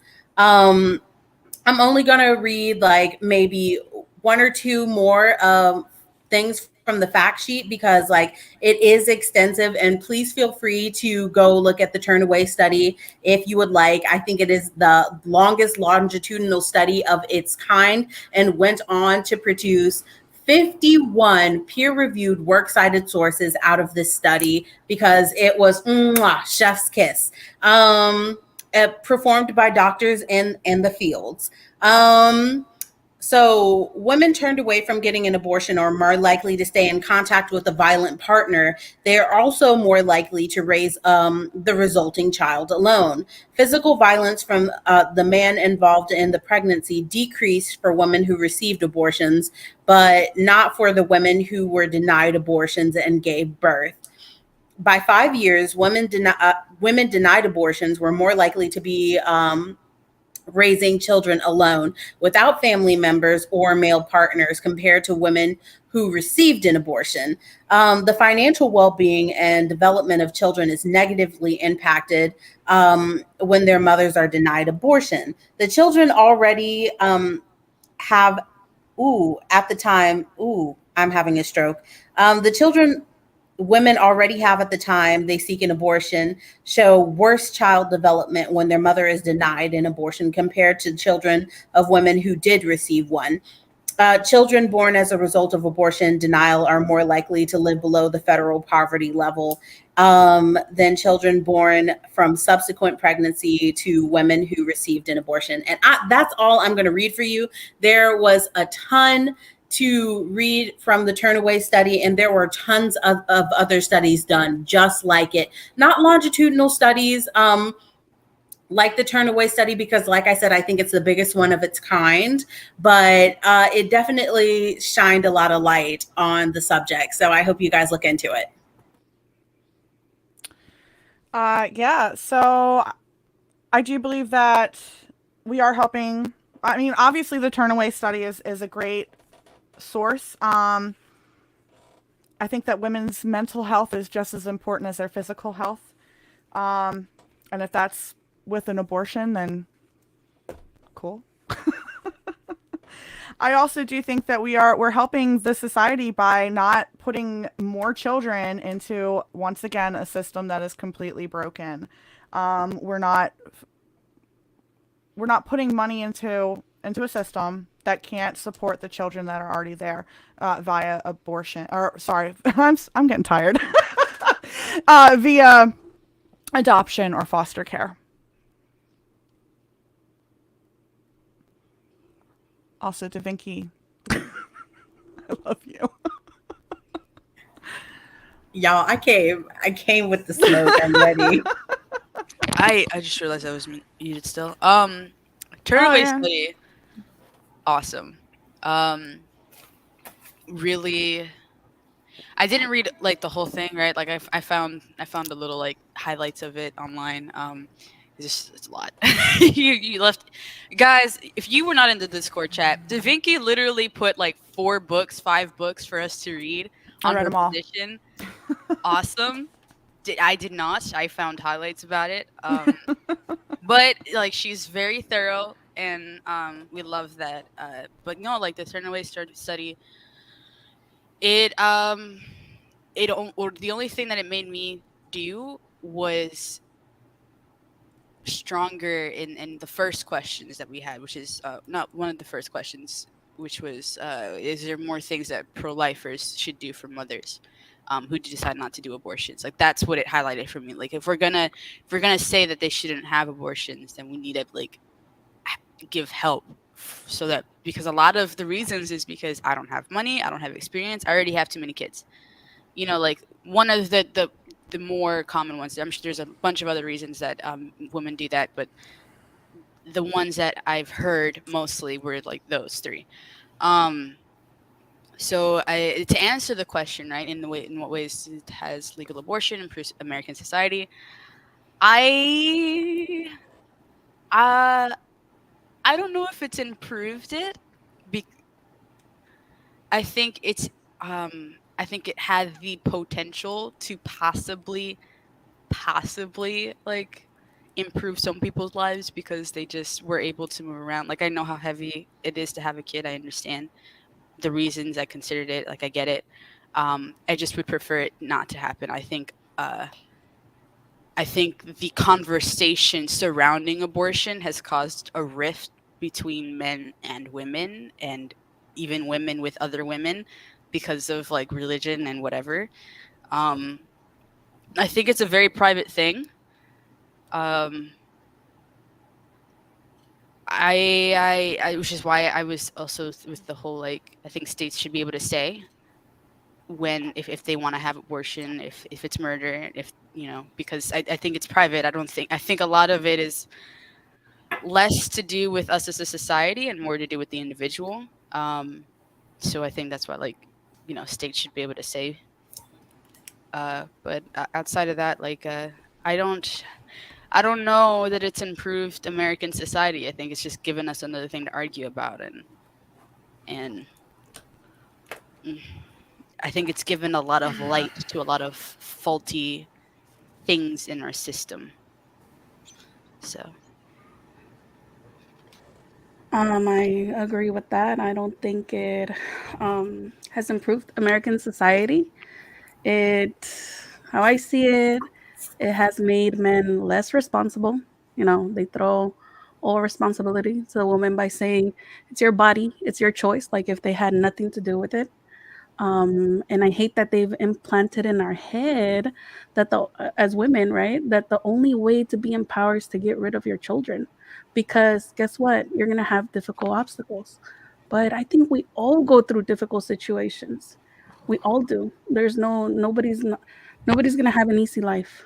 So how is this empowering me? How are you empowering me?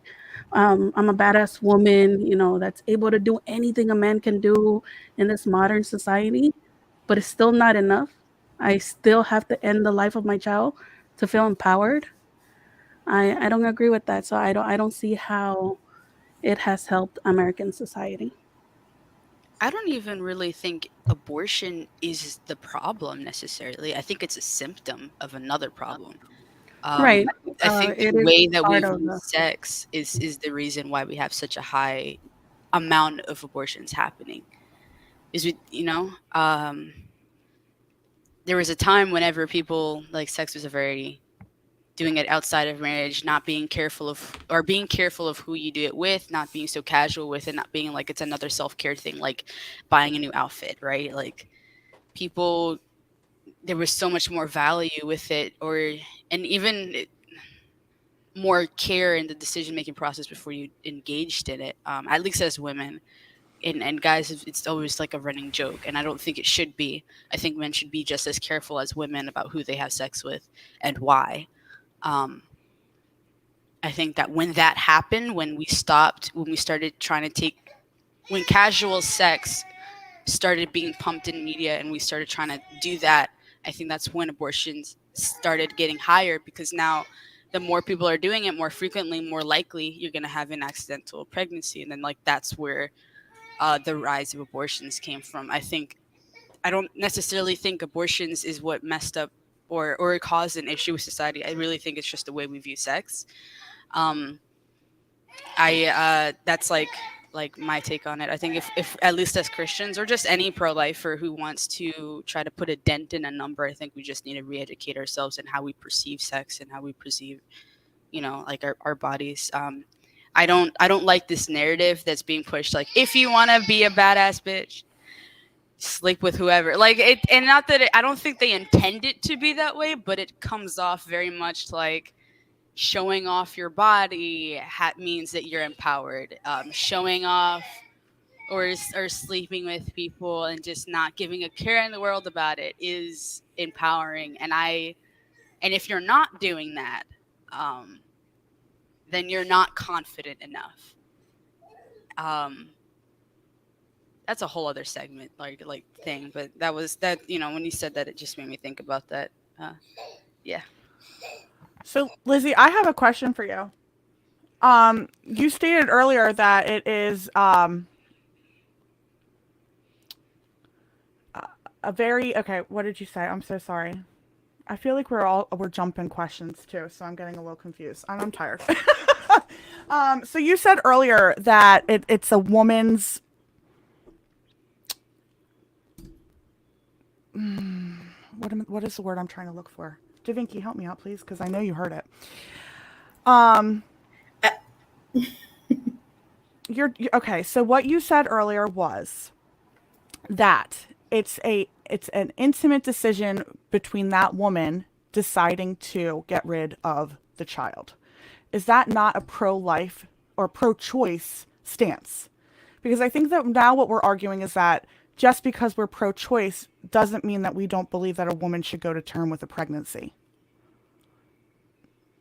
Pro-life is sitting there and saying that there should be absolutely no. So what I'm saying is that, do you believe that it's a woman's decision to have an abortion?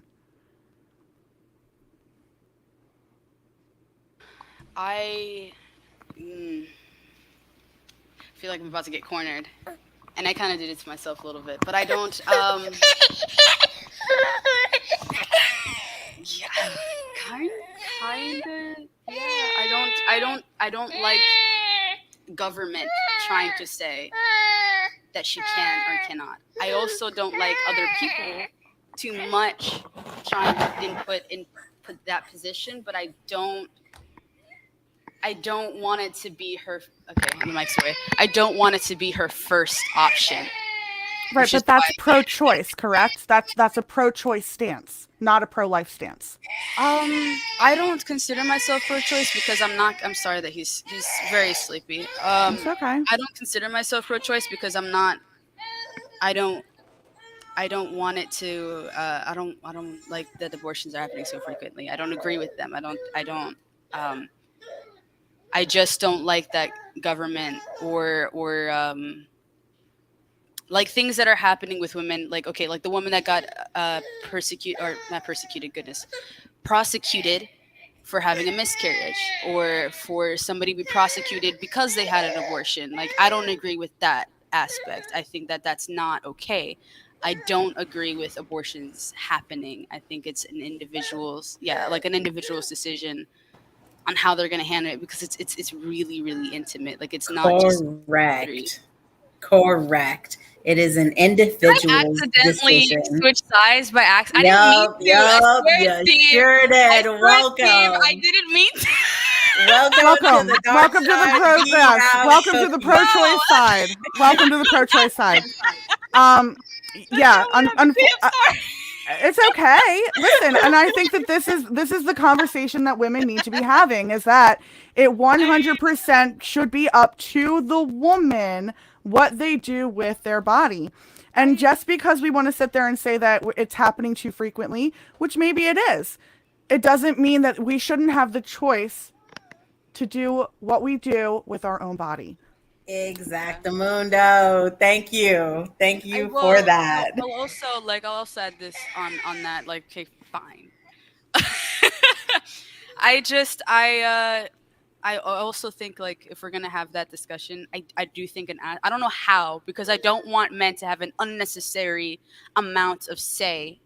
But that's what they're fighting for, is to have a say over our bodies. I think they that at least it. How do I word this? It's their baby too. I like, and I think it's unfair for them to not have at least some say in how that happens. I think that there are guys that are very manipulative, and they will do what they will do, but I think those guys are more inclined to tell a woman to have an abortion than they are to tell a woman to keep a baby. Do you remember the case that I brought up a little bit earlier? The case of Mr. McCall's? The bone marrow thing? Yes. Or the cousin with the bone marrow. Yeah, the bone marrow. Yes. Okay. The 1978 case of Robert McFalls, right? They dictated there that like you cannot require, and require being the main term, that you use your body to sustain the life of another. All right. The FDA, the Food and Drug Administration, says that you cannot be forced to give blood.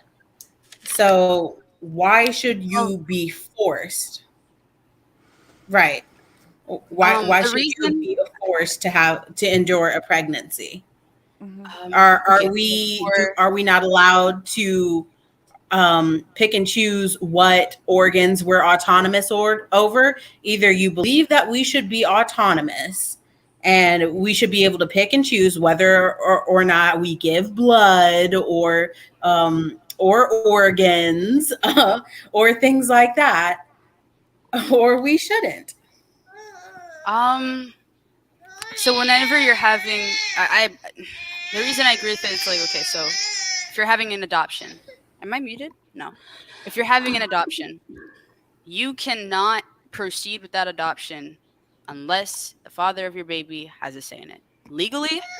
And like you could say like, I don't know who the father of my kid is, proceed with the adoption, like, and just pretend, right? But if the father finds out, let's say you know who it is, let's say they're kind of involved in the situation. If they find out that you're trying to have an adoption, they can stop the adoption, and the court can give the baby to the father if you decided that you don't want the baby, and like do that. Like that's an option for fathers in that situation. And I felt that it was annoying for me at the time because I didn't feel like he and I were able to co-parent or parent in a way together. I'm so sorry. No, it's fine. I have a question when you're done, though. Okay. I like that, so that was an annoying thing for me. And I know it helped a lot of people. I'm sure it helped a lot of men who were wanting to keep their babies, because that is their blood as well. It's just at the time it was stressful for me because I knew he wasn't going to go for it, right?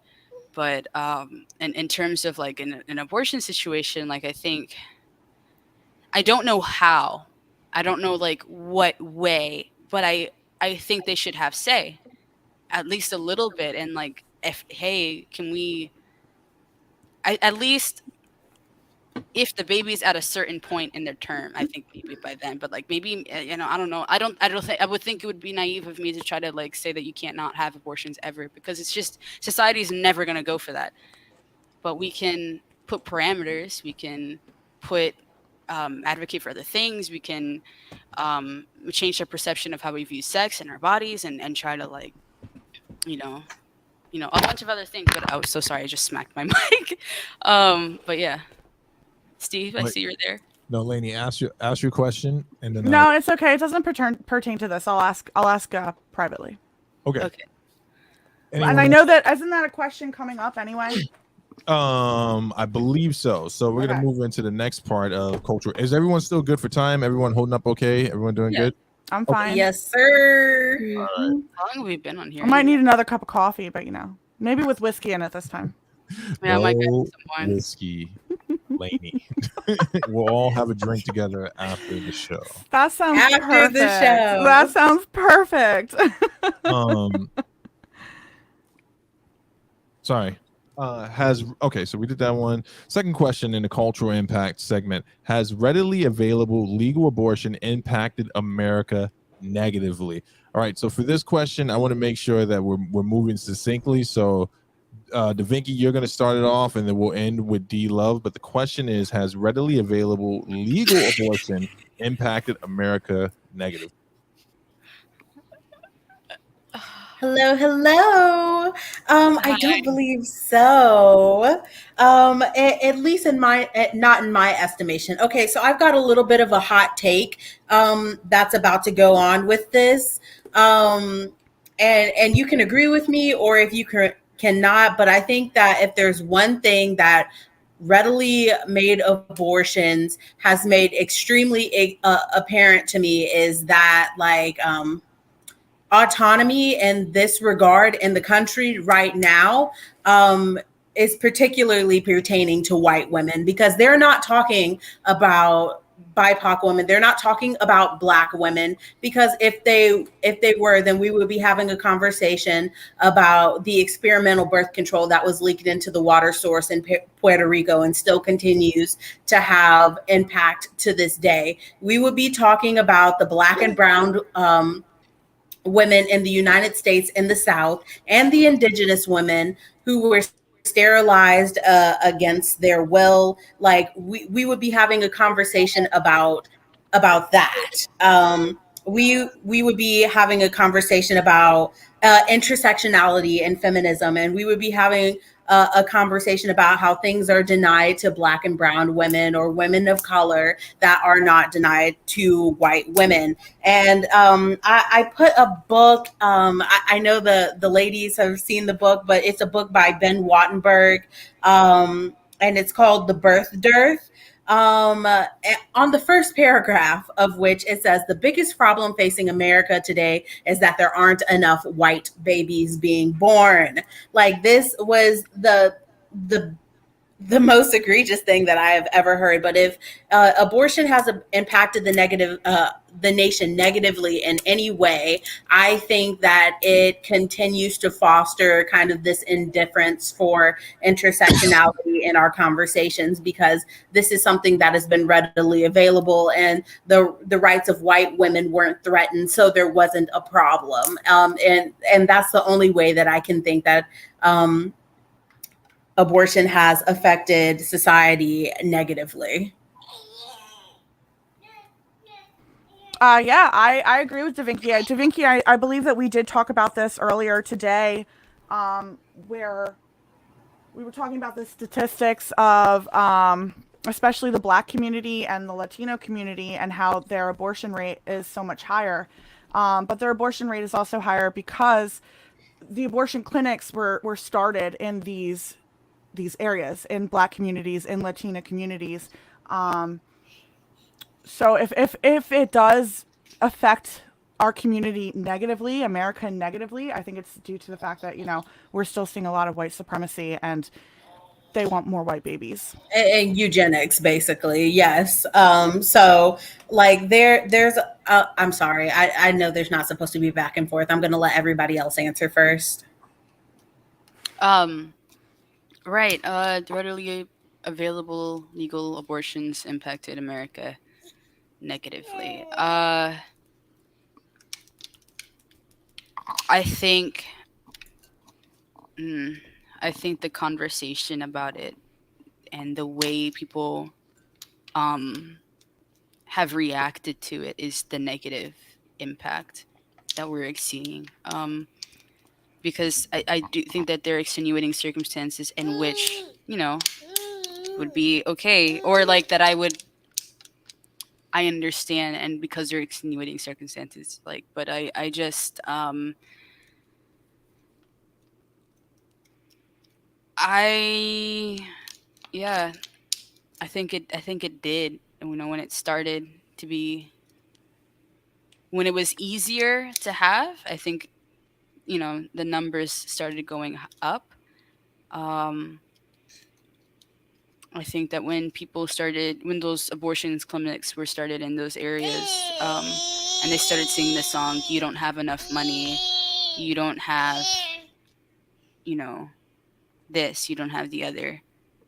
Um, it's better for you if you didn't." I think that's when it's pretty convincing. You're in a very tight position. It's like you're scared already. You're fearful. But I've heard many success stories as well. I think it just depends on your intention, on how you're gonna go about it. Yeah, I'm waiting. I'm excited for the next question. Personally, I have a whole paragraph for this one. But yeah, continue, D. So I think I've already stated this in the previous question. Um, it has impacted American society negatively. I think how sex is portrayed nowadays in our society, how you know, all these celebrities, everything online, sex is just so casual nowadays. And I just there was something kind of funny that Davinky said. She said something like, "There's not enough white babies being born." Well, guess why? Because the Black community and the Latin community are aborting all their babies because that's where it was targeted. You guys are right about that. And also something not being talked about, mental health. You guys mentioned mental health. What about PTSD after having abortion? Women that have been affected by this, not only right now, but years later, and it's something that we need to talk about. It's not being talked about. I don't want to age myself, but um, I have friends that have gone through it and they suffer not only mentally but physically. They suffer. So it does have a negative effect in our society. I would like to clarify that that thing about the not enough white babies being born. I didn't say that. That was a statement from Ben Wattenberg's book, The Birth Dearth. It's in the first chapter, first page. But that statement is about targeting Black and Brown communities, because it goes on to say that we could pay women to have children, but we don't want to do that because our research shows that the amount of people have, or the people that would be having children would be the Black and Brown people. And I'm trying to remember because I was just reading this book. He was saying we don't want to pay people to come into the country because our research shows that the people that would be coming into the country are Black and Brown people. And he just says a lot of things, but it wasn't. That was about my my eugenics statement. So I just didn't want it to be incorrectly received. All right, unless there's any more back and forth on it, we're going to power on through to the next question here, which is purity culture the answer or the problem? I feel like I didn't make that one clear enough. That purity culture would involve anything as far as premarital sex, abstaining from sex until marriage. Go for it. Did I get to go first on this one again? Because I'm actually really, really excited. No, sorry. It's going to start with D Love, then Lizzy, then Lainey. Crushing my dreams. Okay. Yeah, I didn't really understand this question, but let me see. Is purity culture the answer or the problem? I think it goes hand in hand. You know, as much as we want to promote purity culture, and we do, pro-lifers do. The opposite side, they don't, they make it seem like they're gonna, children or kids are gonna do whatever they want, which, yeah, in some cases is true, and we should be educating them about what happens when you have sex. Not only is there risk of getting pregnant, there's a bunch of STDs, emotional damage. It's crazy. It's like we tell people you can't smoke until you're 18, you can't drink until you're 18, but what about sex? Your mind is not developed, to handle this. There's a lot of consequences. So I think we should be educating our children about this. And yeah, we should be promoting that, sex before marriage, or, if you're in a committed relationship, all of that. I do agree, but I don't know. There's not enough talk about this. There's not enough, in my opinion. So, is purity culture the answer to the problem? I really like this question because it really highlights something that I am adamant about. I think that our perception as a society of sex and how casual it is, and like it's, like anything else, like getting a new outfit, like just another self-care thing, just another breath of air, something that does not have value, like and it's so against the way our bodies were created, especially as women. It doesn't happen for everyone as strongly as it does for others, but it's built in for your when you're having sex with an individual, for a bonding hormone to be released, and then you're literally emotionally attached to this person, or you begin to be. For some people it's a lot stronger, for other people it's not as strong. I guess it just kind of depends on, obviously the individual and how much you do it. And I think that I think it would be the answer to the issue, right? Like I think if we started bringing value back to how impactful sex is, because it's extremely, it's not just a 1 2 3 I mean, okay, it's pretty simple, right? But it's emotionally and for the rest of your life, it's extremely impactful. And in 1 2 3, you could change your life. You can you can have a baby, you could find out you're pregnant, you could have an STD. It's not, or an STI. It's not just 1 2 3. And I think that because we have this so casually, it's bringing up a lot of issues. It's bringing up issues on how we view relationships, on how we interact with each other, and how do we, come to pregnancies or approach pregnancies, or things with abortion. I think if we went back to, I think if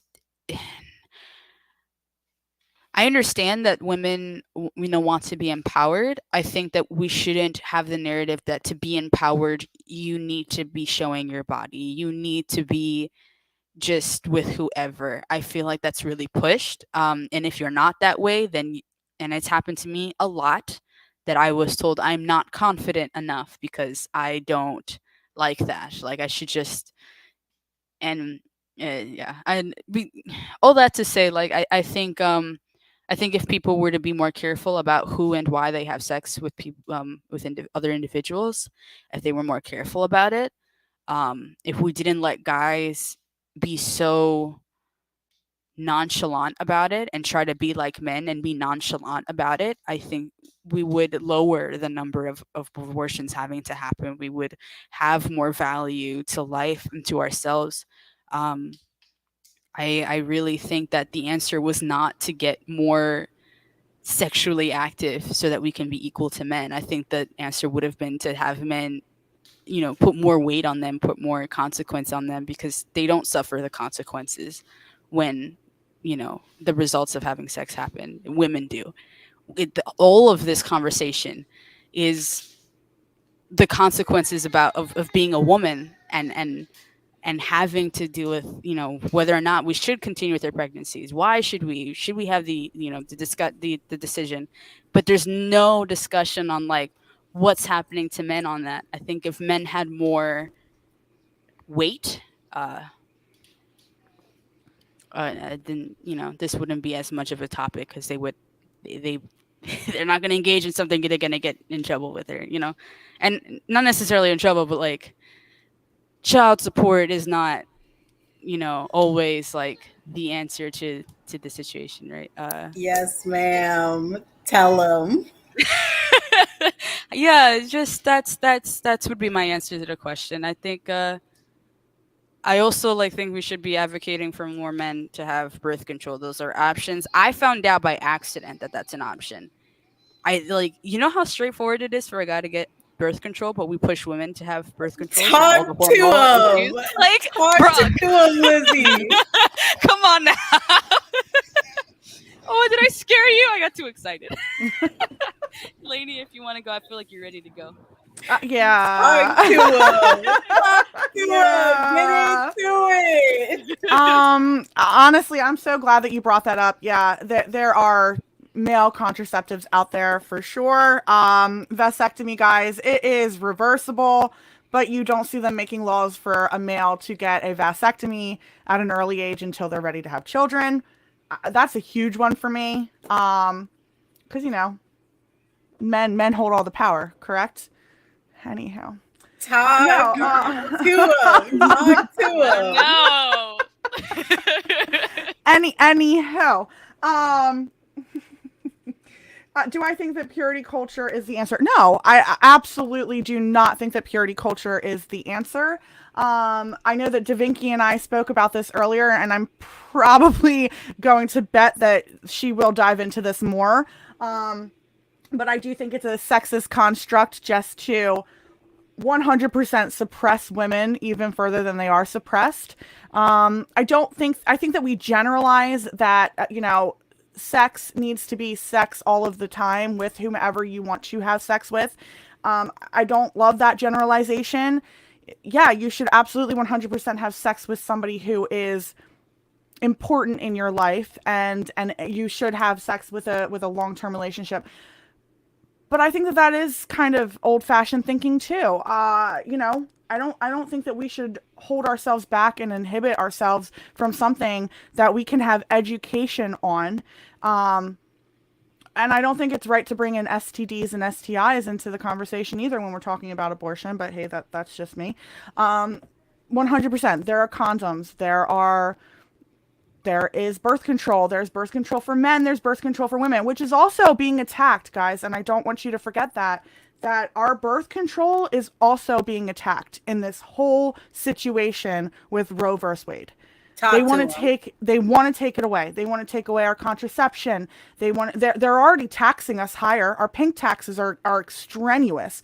They want to take away basically our tampons, our pads, everything that a woman has the luxury of having. They want it gone. And I'm done. Okay. Man, y'all got me all the way hyped up.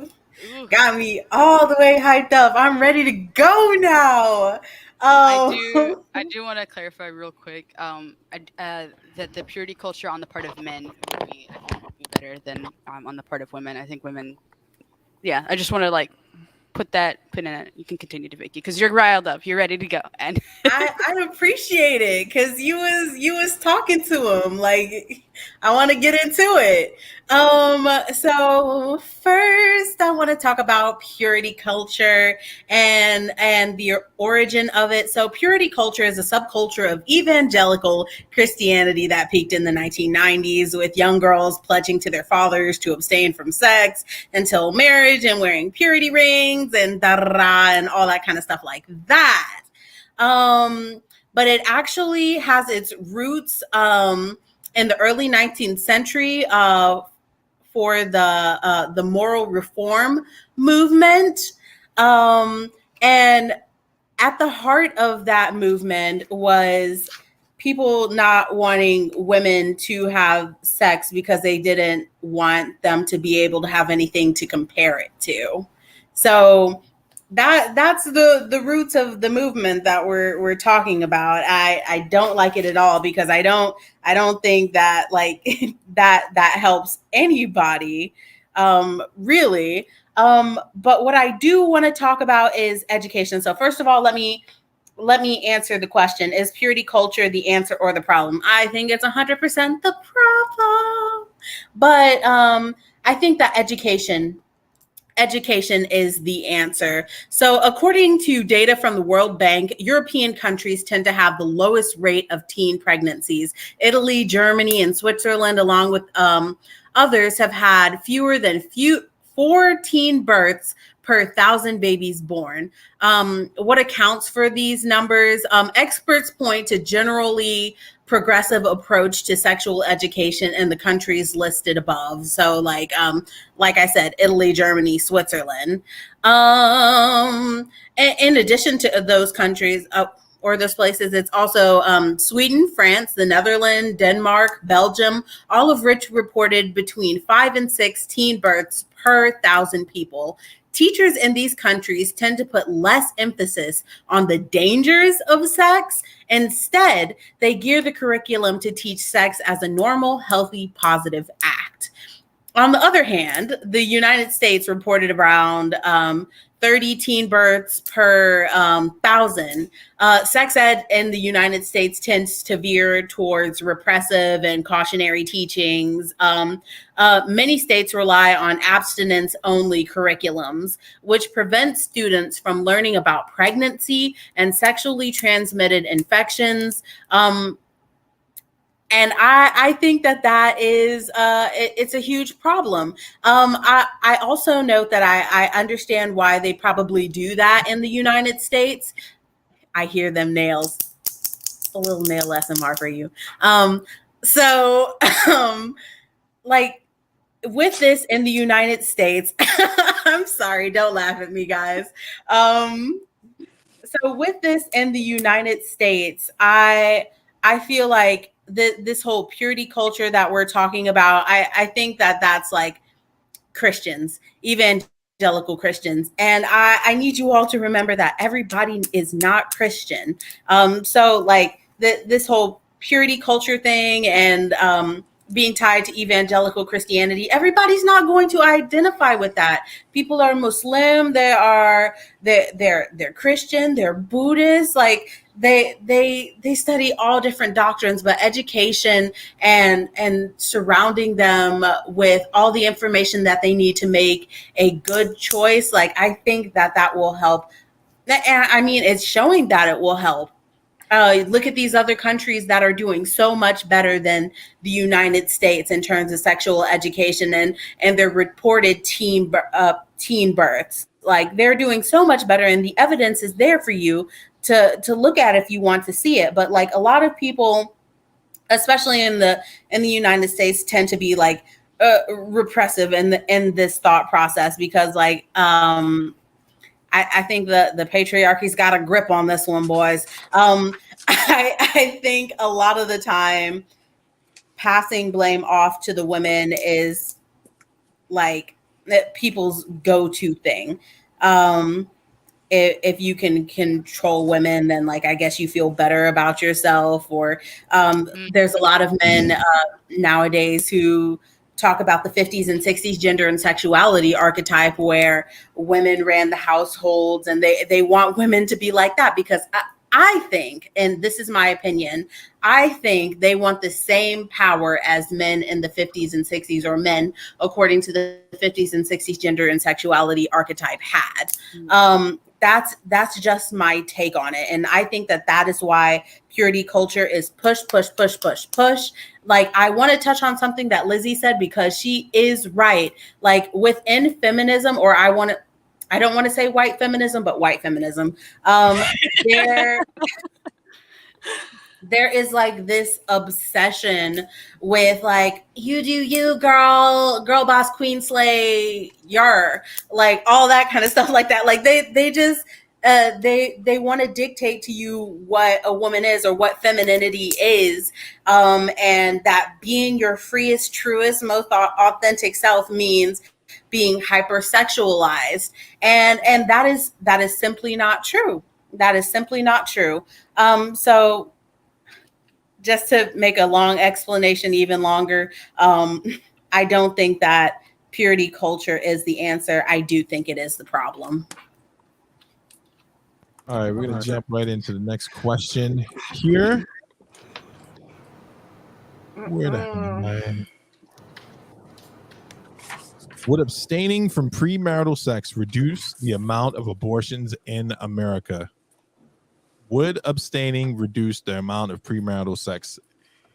I mean, would abstaining from premarital sex reduce the amount of abortions in America? All right. Go ahead, Did D come back? Or is Davinky going first? No, it's D.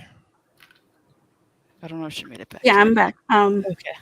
So kind of missed a little bit of that last question. I just heard the end, but I just want to add that I don't think a purity culture is the problem. Like telling me that, you know, to not have sex before marriage, and me feeling like, okay, then I have this choice. I don't think that's the problem.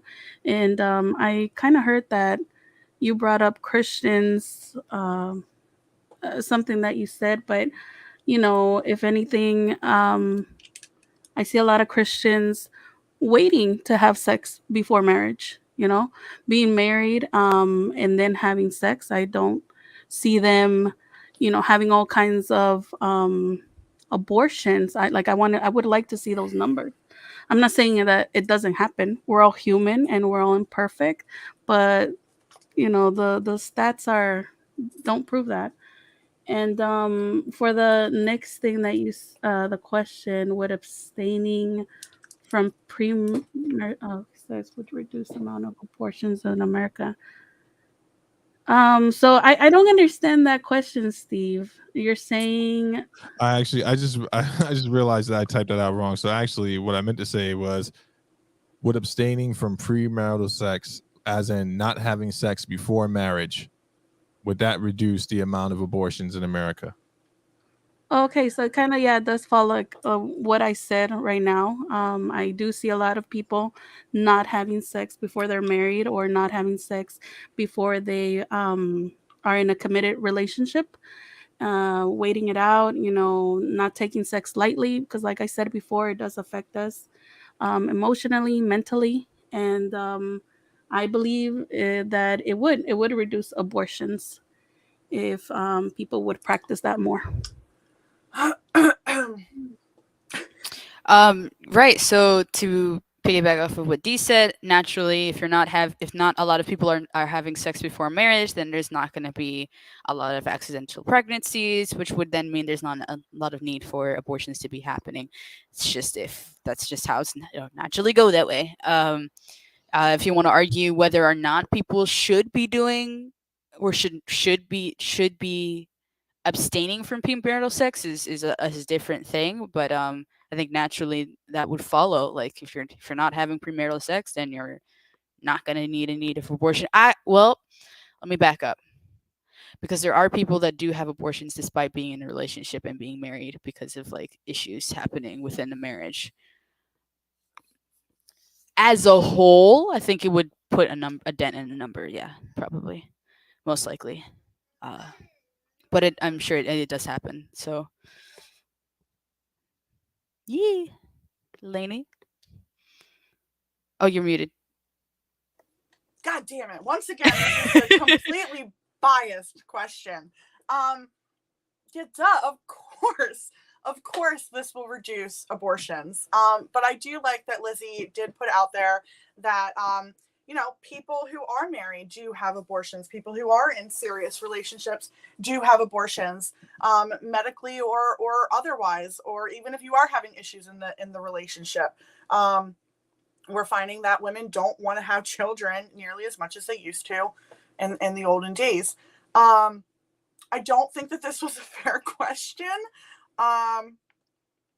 because you can't argue this question. Yeah, it would absolutely reduce the amount of abortions in America today. So, Davinky, it's all you. Back again. I agree with Lainey in this regards. I think that this is a completely biased question in order for I'm not going to say what I think the intention of it was, but I do think that it was a biased question, because of course, if people weren't having sex, then they wouldn't be getting pregnant. And that's only like some of the situation and everything like that. But that's completely not what the conversation is about, or like what Roe versus Wade is about. Because like I stated earlier, because I gave facts and figures from the World Bank, Ben Wattenberg, various philosophers, various... am I getting flagged?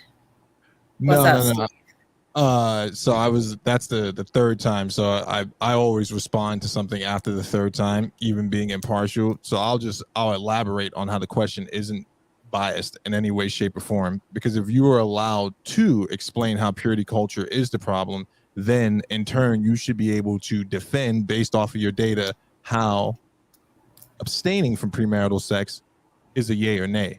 And I think this happens too often in this conversation with red herrings.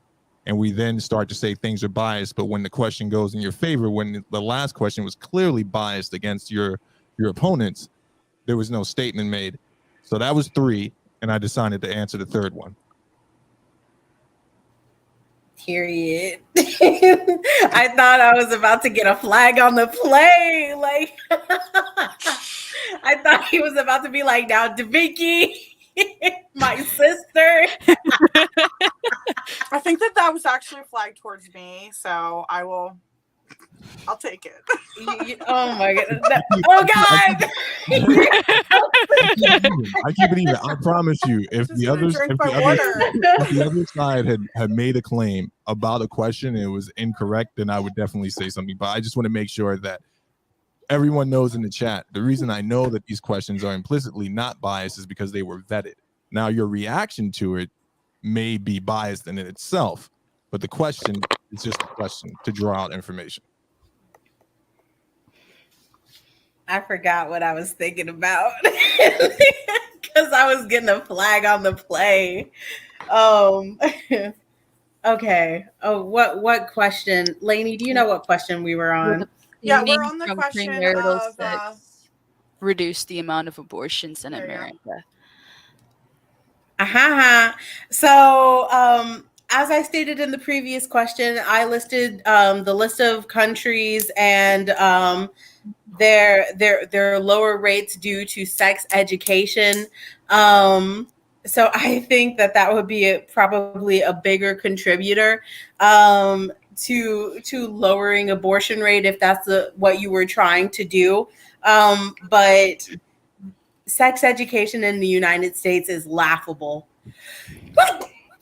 Ooh, bless me. That was such a cute sneeze. I sound like a that was so elegant. Like I sneezed like a hurricane coming through. I was trying not to make it like a big old trucker sneeze. But yeah, like I was saying earlier, like education has proven in these other countries or these other places in the world to lower the rate at which teens would find themselves pregnant or young women find themselves pregnant.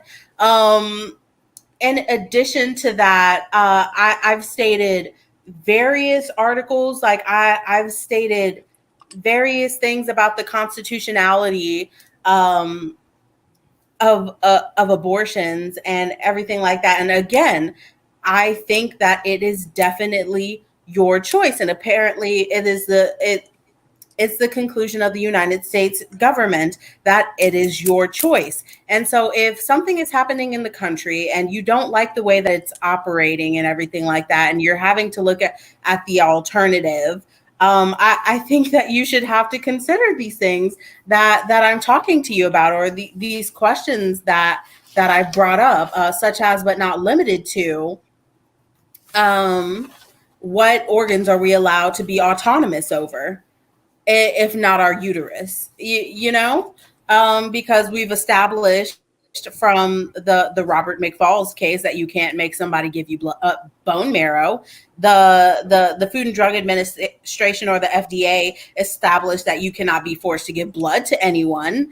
So I'm just like, I'm at a loss here, because fact after figure and fact after figure, I've proved the constitutionality, I think. And I think that it's just coming down to moral implications or philosophical questions in regards to this. And as we stated earlier, or as I stated earlier when talking about the stages of moral development, and the implications of operating on maybe lower stages or higher stages, and who should be able to make decisions for everyone, I thought that we came to a conclusion that, like, operating or expecting everybody to operate that you operate is not great, because everybody is different. But that's just me, and I hope I answered the question. But yeah, I wanted to piggyback off of what you said about, like, education on sex ed, and that in the US it's laughable, right? So like I said previously, I grew up Christian background, super sheltered. And all I was told about sex was that you're not supposed to have it until you get married. That's it. That's all the explanation I got.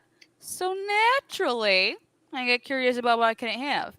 And I think that's what happens to a lot of people. A lot of kids. They're like, what do you mean I can't do this? I can't do drugs, can't do alcohol. And what do? Like, and it's just a natural curiosity. Not that all, teenagers are going to do it because you said no, but I think just saying no when they're already a high school student, when they're already able to ask questions, to ask why and understand why. If you don't have conversations about why you need to be careful, how do you take care of your body, like there's education about like women's reproductive health. There's a lot of things that I didn't know as a woman about my own monthly cycle, because I just was not educated, because my mother was just not educated, because that's just not stuff that you talk about. Like, there's a lot of things that we need to talk about, and just saying the bare minimum or no about certain topics that are so very important is stupid. And only talking about the bad aspects is like, when you find out that it's not that bad, then you're more inclined to do it more frequently, or doing it nonchalantly. I think it has the opposite effect. Like, when once somebody crosses that threshold, and I speak from experience. Once I crossed, like, all I heard about it was that it was bad. Once I crossed that threshold, I was like, this is not what it wasn't what the hype was about either. Like, I'm just gonna say that too, but like, it wasn't bad.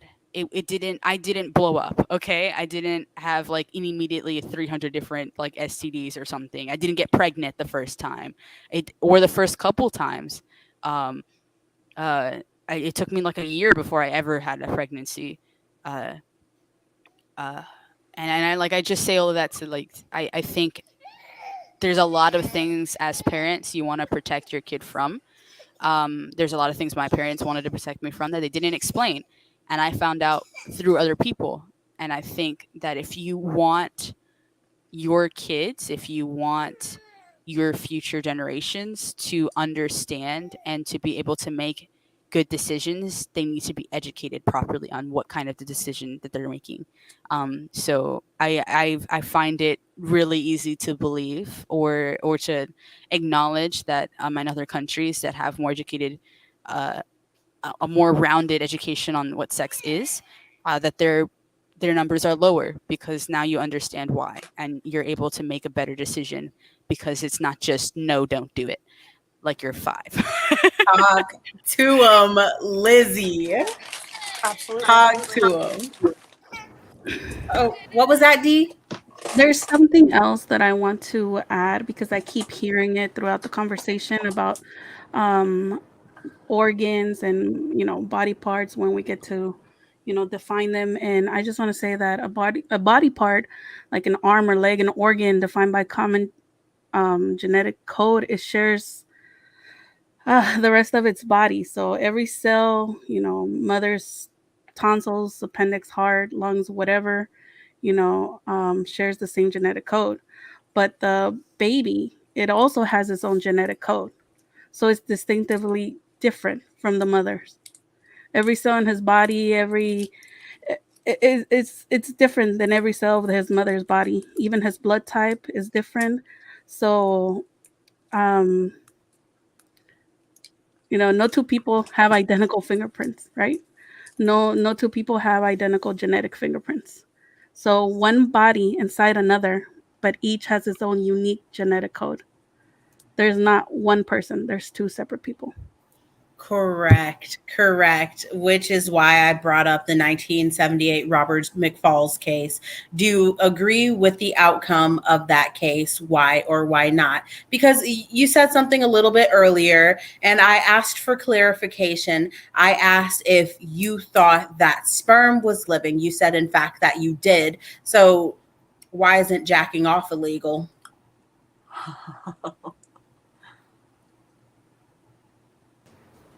Are you hurting somebody while you masturbate? Yeah, It's a living sperm. Oh my goodness, the sperm, D. That's where the babies come from, right? That is before conception. After conception, there's life, a human life, human. Oh, but I asked for clarification on this within the first 30 minutes of the stream. I asked when we were asking the question of, you know, when does life begin or what is life and everything. I asked for clarification, and you And I said, agree in with fact, you right, that that it was sperm alive. is alive. It is Yes. alive. So, like, Uh-huh. if you're jacking off into a sock, those dead babies. It's not a human life. It's Uh, living. It's not a human life yet. Right, but then right, so right. then we can go back to the first question as well, where you asked us when life begins, and that is a perception of an individual. Life begins to me when the fetus is out of the womb. That is life. To you, but not to biology. I don't agree with that either. So you can also look at studies where they say 6 weeks you're hearing a heartbeat. It's not true. The heart isn't even developed by 6 weeks. There's one ventricle. You're gonna have to, Lainey. You're gonna have to throw that study out there. I'd love to throw that study out there. Davinky, don't you you had that in our discussion? I do actually. Where the neonatalist was talking about how what you're hearing is electrical impulses because the valves have not been formed yet and do not form until much later. So, like, this is what we're talking about. It's a philosophical conversation based on your morals at that point, but that's why we wanted to talk about the legality of the issue, which is why I'm bringing you back to the 1978 Robert McFall's case. I will reiterate, Robert McFall sued his first cousin, David Shemp, because he refused to participate in donating bone marrow to treat his aplastic anemia. The judge ruled that Shemp was not legally obligated to participate in the medical treatment. Thus, the government cannot require you to use your body to sustain the life of another. Do you agree with this outcome? Why or why not? Are you asking D or both of us? Any of you? I like. Okay, I agree with that because it's bone marrow, right? I think it's a little. Would argue that it's a different kind of support when it's a mother and an unborn baby. But why? But sorry. Well, because it's an unborn baby. Like, it's not like that person. It's okay for the cousin, right? Like, I don't know who also could have donated bone marrow, but I'm pretty sure there's a I don't know how that works, but I don't think that it was just the cousin that could have participated in that. And like, we could go into that, but like my thing with with a baby and a mother is, it's not like that. It's not like a baby has an unborn fetus has another option outside of the mom to support itself. You cannot put it in an incubator to grow and there's like not another option. It's either you take care of it or it's gone. And it's like, that has a lot more weight than the bone marrow transplant, when there's other people that could donate, that could get donations from. I'm sure that like there's a familial reason in terms of genetics, like why that that cousin might have been the best option. But I don't know the whole case. I couldn't Which elaborate is further on that. why But I asked, which organs are we allowed to be autonomous over? Because these cases are very similar. Like, in both cases, they involve bodily autonomy. In both cases, they involve privacy.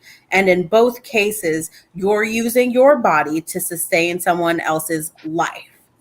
Like, the difference is the emotional impact of, like, it being a baby. Also, I think that's the biggest thing. if you'd like to look, hold on, let me healthcare.utah.education. In general, infants that are born very early are not considered to be viable. A viable gestation period is 24 weeks.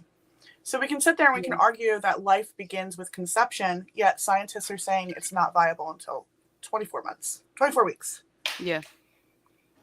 So it's a philosophical argument. What we're talking about when you talk about Roe versus Wade is the constitutionality, and people would like, or rather, conservative Christians, evangelicals, Republicans, whatever you want to call them, or just regular, smegular people. They want you to consider what they think in it. They want you to consider like their moral implications because of their religion. And I'd like to state that there is a separation of church and state when it comes to these matters. So no matter what you think according to your religion or according to what your morality dictates because of your religion, this is the legality of it.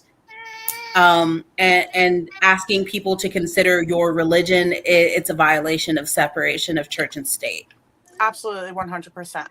Church and state was never meant to be one. Not in the Americas. It was meant to always stay separate.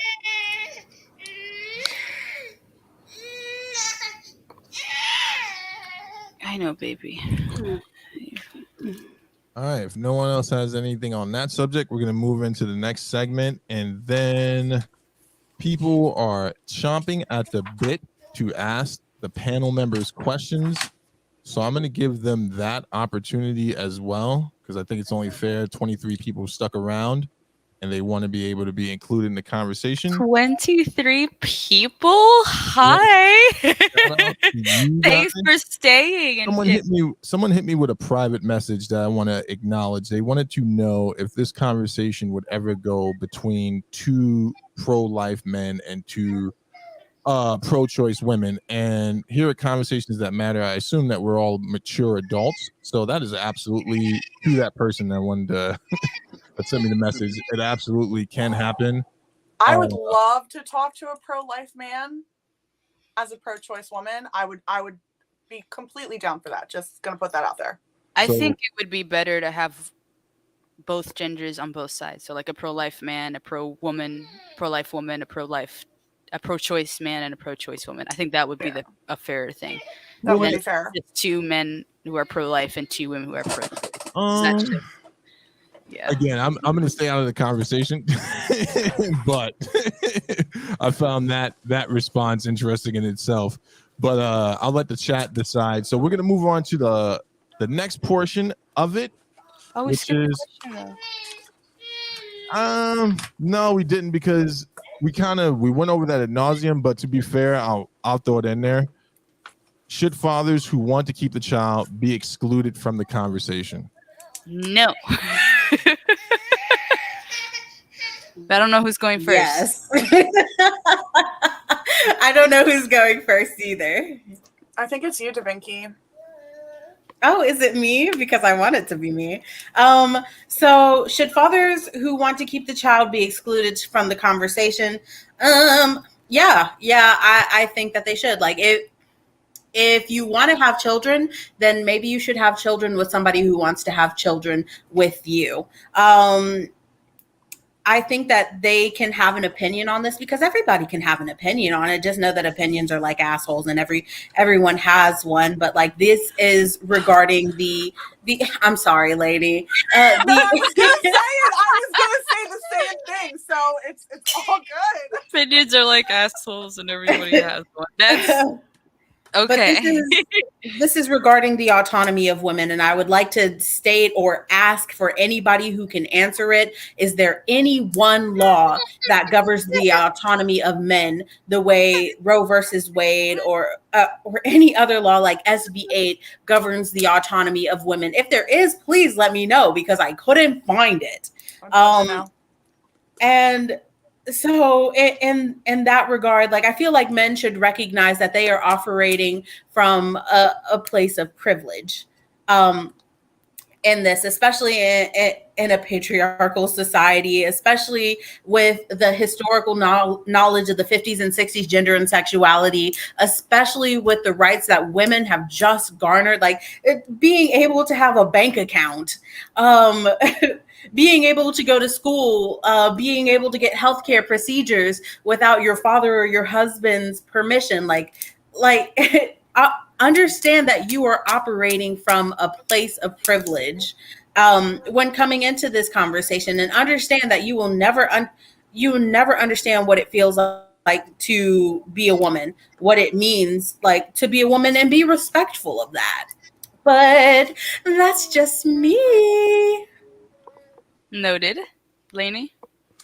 Yeah, no, I totally agree. I don't think that the male should have any participation in the conversation. It is, I mean, I hate to say it. I'm going to try not to say it again, so I'm not going to say it again. Hold on, I did write this down. There are so many factors, health, which we didn't even dive into tonight, and I really wanted to, because I literally have an entire list of, you know what, we're going to dive into it a little bit. Because honestly, health is the main reason that men should not have an opinion on whether or not I am going to abort the fetus or not. Let's see. Top leading deaths due to pregnancy: cardiovascular conditions, infection of sepsis, cardiomyopathy, thrombotic pulmonary or other embolisms, cerebrovascular accidents, hypertension disorder of pregnancy, amniotic fluid embolism, anesthesia complications. So, you know, we can sit there and say that the men have a right to say what I do with my body, but they do not. And these are issues that don't even come with, like, the first, what am I trying to say? The third trimester, the second trimester. These are things that happen in the first trimester and can absolutely kill you. You have no right over me. Sorry. I'm done. I'm getting heated again, aren't I? I think that men should have a voice in the conversation because, you know, it takes two to tango. Do I think they should have legal right in the conversation? That's debatable. I think they should be included in the conversation. I'm very hesitant to advocate for legal things. But I think that they, you know, like you said, like they have an opinion. I think that their opinion should be heard. I think there's a lot of guys that were hurt. And I understand, like, saying, like, okay, if you want to have a kid with somebody who wants to have a kid with you, like, right? But when the situation happens and you're confronted with a life, and then there's guys that will move mountains to take care of this baby and be ready for it and handle it, and it gets stripped away. I just, I don't think it's fair for a man not to have a voice in this situation. I'm, like I said, very hesitant to say what kind of legal right they could have over a woman's womb, over the unborn baby, simply because there's a lot of bad situations. Daniel was born in a bad situation. We're not a good couple. We don't, or, he's involved in things that would endanger the well-being and welfare of myself and my son. So I'm, again, very hesitant. I do not really, really, really don't want to put, too much voice, but I think that they have a voice in the conversation. I wouldn't be very quick to say that they should have legal right and voice in the conversation, but I think they should be allowed to participate. All right. The only way, like Davinky was saying, like, the only, education is power. Education is what allows people to make better decisions. And I think if we don't include them in the conversation and we keep pushing them out, then they're never going to understand why this is so important. D? I agree with that last statement. And it's kind of crazy to hear that we don't want men involved in this conversation, because a lot of women advocate for equality and saying that men should not be involved. kind of contradicts that. They should definitely, and I've already stated this before, responsibility. A lot of these men are getting irresponsible. They're, like I said before, they throw all the burden on the women. Women should take birth control. Women should, just have the abortion and all of that. And I don't agree with that. That's why men should be involved in the conversation. We need to hold them accountable, and just as women, just as us as women, we should be accountable for our actions. So saying that fathers should be fathers that should be excluded from the conversation, absolutely not. They're human as well. There's fathers, husbands, brothers, everybody should be involved in this conversation. There's a lot I of think. Okay, yeah. Go ahead, Go ahead. Lizzy. Oh, right. I'll just like one little comment. I'm just piggyback off of what Dee said. Like, I think not involving them really does add to the nonchalant attitude that men have towards sex, towards pregnancies, towards born children that they have. I think if we really want to improve the quality of life of the future generations, and for anyone who is in a position like myself, I think bringing more awareness to them and bringing more accountability to men as a society would significantly increase the amount of, I think, of two-parent homes. I think it would be. It's just not wise to take them out of the conversation. I think they need to know this is hard. This is a lot. It impacts women in so much more ways than just having a baby. And if they don't know that, then and we keep telling them, it's like we're pushing even more, like the idea that they have no accountability. There is nothing for them to do. And I just, it's very hard on women who, like myself, who wanted a two-parent home, who wanted the father of their child to be involved, but he's just not. He doesn't understand. He doesn't get it. He just thinks, or he doesn't think about it at all. He's just like doing him, and it's kind of like, there's a baby. Absolutely. Yeah. So I think I want to clarify, because I don't think that I was understood. Like, in the interpersonal conversation, absolutely, I think that men should be included. In the legal conversation, I do not. I do not. Especially when I was reading the bill about the Missouri legislative panel, where there was a bill that would make it harder for pregnant people to access abortions in the case of ectopic pregnancy. And hearing these men talking about removing an ectopic pregnancy and making it illegal, that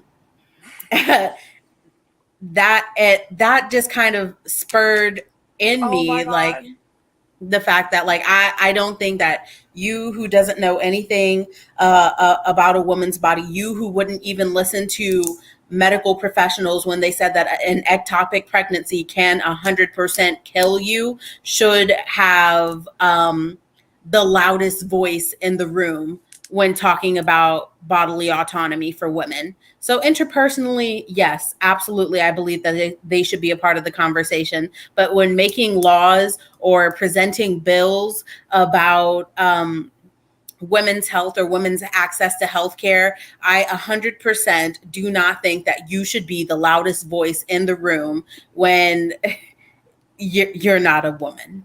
That's just me. Yeah, I'm sorry, I have to agree with Davinky. I think that's fair.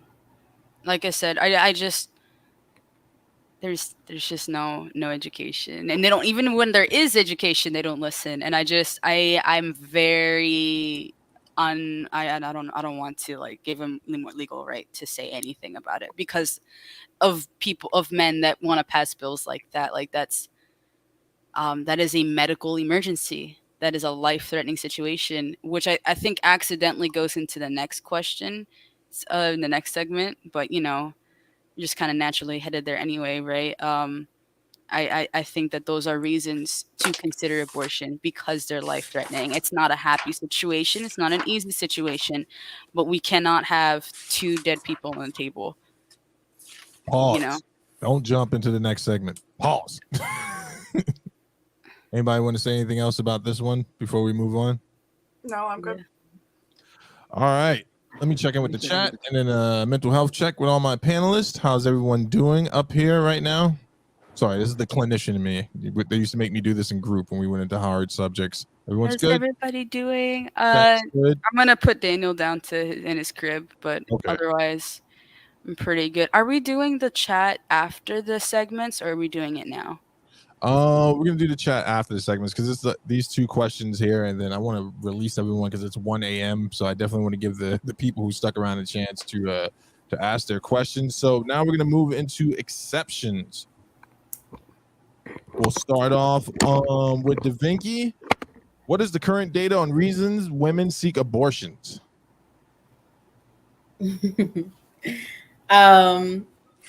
So the current data that I have, and I've got several different sources on why women seek abortions, but my lovely friend Steve helped me out with a couple, and he sent me an article about it. And I will be posting all these resources in my server for anybody who wants access to anything that I said tonight. But my good friend Steve provided me with a piece of information, and the information said women's abortions decisions rarely stem from rape or incest cases.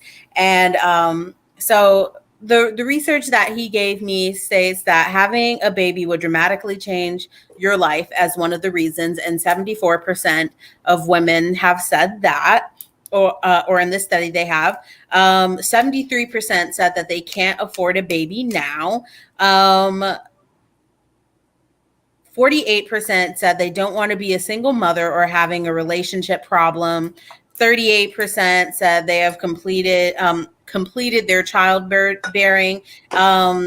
The rape victims for this case study said that it was 1%, and pregnancy as a result of incest was 0.5%. Now, I have a couple of different studies, and if you know anything about reading statistics and everything like that, it's completely dependent on the sample size of the group and how they're going to break it down and who they asked, and there's a great many things. So like these are the main reasons for why people say that they want to get an abortion. But the numbers for the 4 different studies that I'm looking at are vastly different. They have vastly different sample sizes, all of that kind of thing like that. So I'm going to repeat again. Having a baby would dramatically change my life. Can't afford a baby right now. Don't want to be a single mother or having relationship problems.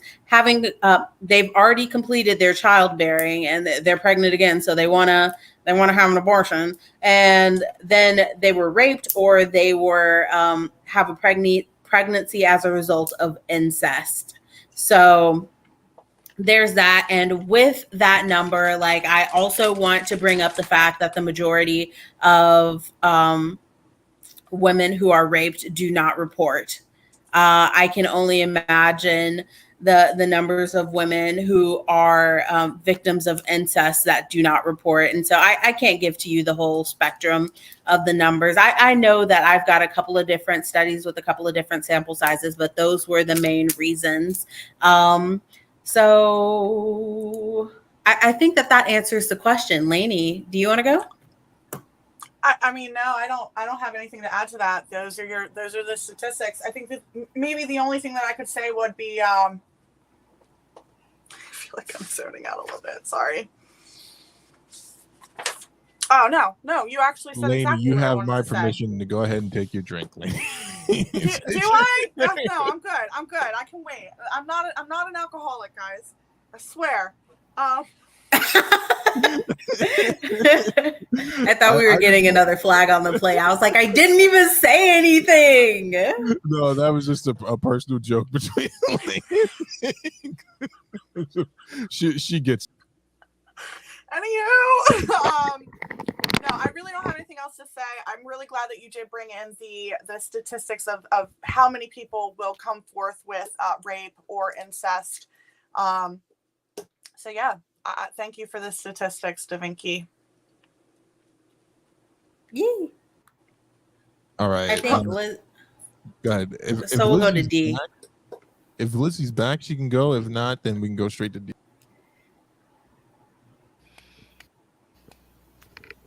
Hello. Hey.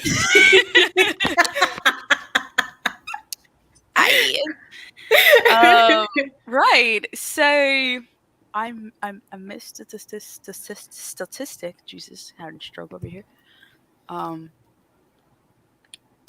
But I'm sure that it was, coming from Davinky, I'm sure it was very helpful to have. I'm assuming we're on the would either side concede if rape. No, we're on the statistics, babe. Oh, this on just on the statistics on why women seek abortion. I don't have any current data to present. I did not do that. So you can go to D now. I agree with the statistics presented. Once again, I feel like if we were, encouraging these women and helping them with other resources, the statistics wouldn't be so high. They wouldn't have to feel like having a baby, I can't afford a baby. It's going to change my life. I can't have a baby because I'm a single mother. I think that's the issue. We're not talking about how can we help women overcome this fear that that they have in their mind that having a baby is. I feel like they think like having a baby is just like the worst of the worst, and I don't know. I think, like I said earlier in like the beginning, there's programs helping women. There's many resources out there, and I believe in women. I believe that we're freaking strong. I believe that we can do this. I don't agree that we should be, killing our children to get ahead in life. And I know because if I can do it, so can you guys. And as being a single Latina that lives in LA, that comes from the bottom. I believe in you guys. I believe women are amazing and we can overcome all of this. I don't agree that this should be the ultimate option. Like I don't believe in that. And yes, I agree with the statistics that pregnancy as a result of an incest is 0.5%. And victim of rapes are 1%. Yeah. So do we understand the implications of numbers like that with the population of the United States, the millions, like what that looks like what 1% of a million is? Like that's my question. I'm sorry, I didn't hear you. No, yeah, I said, what is the question? Like, do we understand the implications of this statistic? And this is just one, because I have 4, and like I was saying earlier, they've got different sample sizes. Like they were done in different parts of the country by different institutions and everything like that. And they say a little bit things a little bit differently, but like still, even if it's 1%, like, do we understand the implication of 1% of even a million people? Absolutely. And when people are saying that they're having abortions, 74%, 73%. What's the sample size on that? It's the same, the numbers go up. Right, but is it comparative? You do understand though? As well, right? It's not comparative, and also we're sitting here and we're trying to tell you that women who have been raped and or had incestual relations are less likely to come forward with that information. Number one, if you are raped, okay, and you get an abortion, they legally have to call your local police. Would you want to deal with that? I know I wouldn't. So you know what I'm going to say? I'm going to say, okay, yeah, I'm not ready for a child yet. Also, and that's, I think that number might be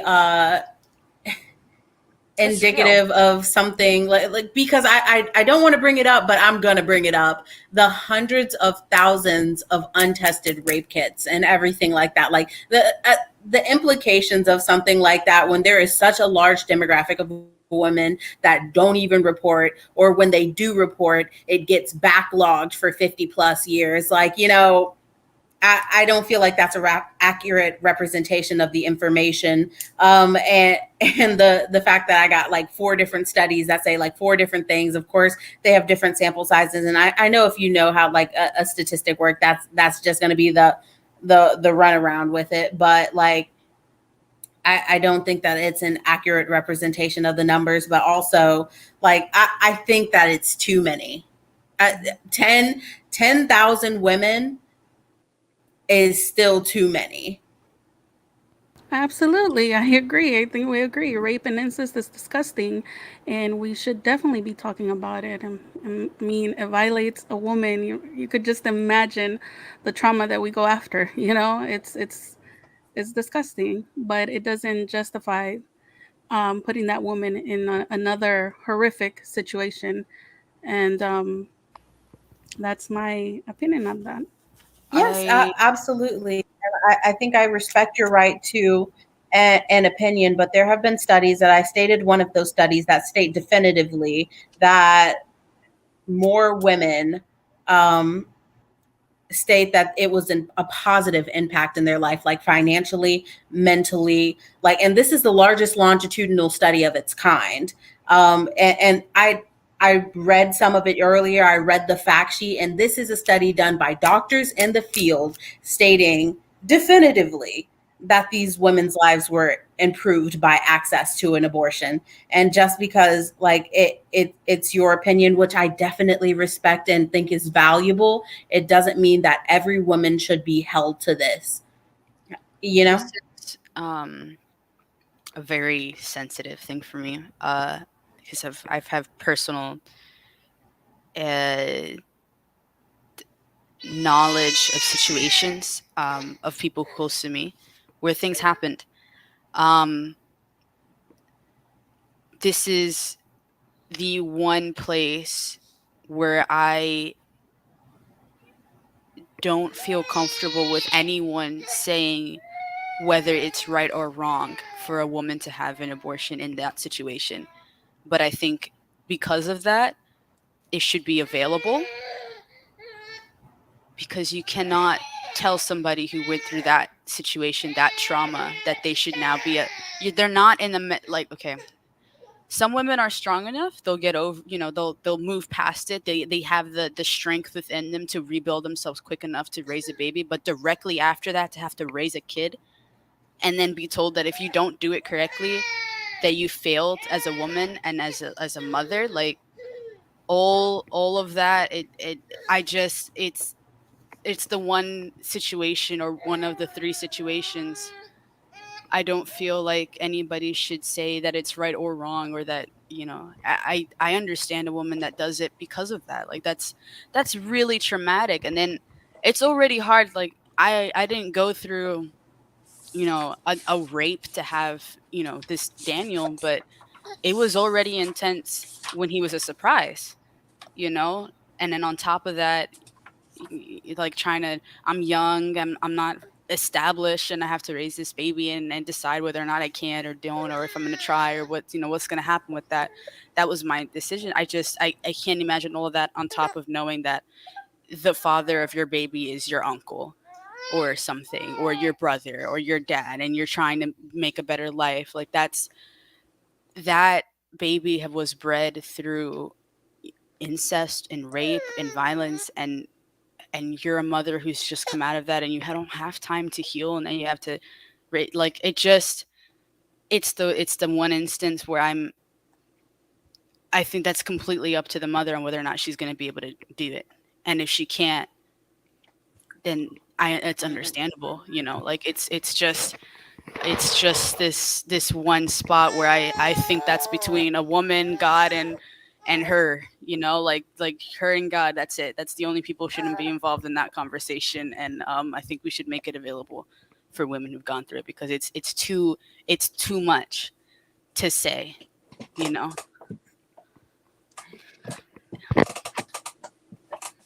So, and then, like, again, speaking from people that I know of that have gone through it, like, now you have 9 months to heal from that and get it together, get over your trauma, raise a baby for 18 years that's come out of that. No, I don't think it's fair to tell a woman that she has to, even if, you know, and then again, you could also argue like, well, adoption's an option, right? Like, that's still a whole baby, you know, and that's up to her. That's her decision, and that's where I will advocate for that. Yeah.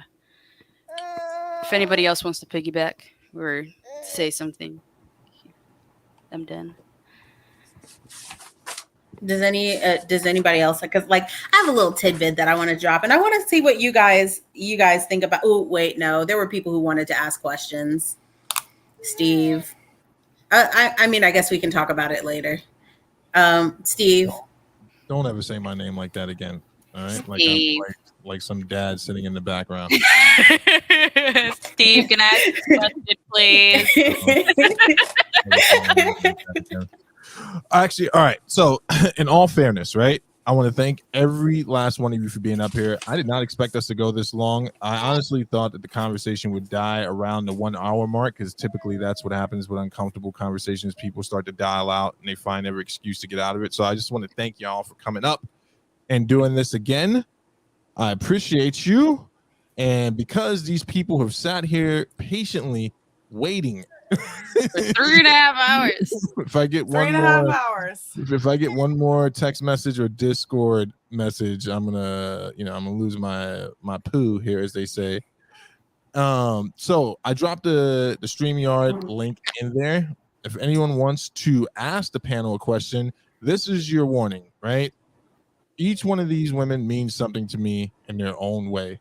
If you get up here and in any way, shape, or form disrespect these women, I'm more than willing to lose my platform over something like that. You will get a firm cussing the fuck out, and then I'll block your bitch ass for the rest of your life, and then I'll make it a point to go wherever you are to refute you. So if you want to come up, keep it respectful. He's not kidding either. Don't fuck around and find out. Don't do it. Don't fuck around and find out. It'll be entertaining. You know what? Fine. Try it. It'll be entertaining for me, but like, it's does anyone want to come? Anyone want to come up? This is your chance. I'm going to drop it one more time in the chat. If you want to call in, now's the time. Or if you want to post your question in the chat, I will put it up there for the panelists to read. It's your boy Steve, real name, no gimmicks. If not, we're gonna wind this down, and I'm gonna get final thoughts from everyone. Oh wait, we got one. Olivia C, are you calling up, or are you you have a question? Let me drop that link again. Are you calling up, or do you have a question? I can't wait to open that drink. All right, Olivia is calling up. Mods, and this is nothing against you. This is nothing against you, Olivia. Mods, be ready to kick a person, because there is a thing where people want to come up and they want to show pornographic images on live streams and get people deplatformed. So have the blicky ready. We're gonna let Olivia come up, and I'm gonna get out of here. You're live. State your name and how you doing. Hi, Olivia. Hey. Hi, Olivia. Hello. Hey, I'm hearing a lot of feedback. I have earbuds plugged in. I'm not sure if that's on me. Can you guys hear me? Yeah. Yes. We can hear you good. Okay. I'm not entirely sure what to do about the feedback. Yeah. I'm not hearing it. I don't hear it whenever. All right. You How speak we or when how we others doing? speak. You're good. Okay, I think it's gone now. There we go. I think I had multiple tabs open and that was messing me up. But anyway, I have 4 questions. Is that okay? 4. I composed them during the course of this conversation. I thought it was a very important conversation. Thank you guys so much for being willing to talk about this, because I know it's difficult. So wait, is this Liv? This is Liv.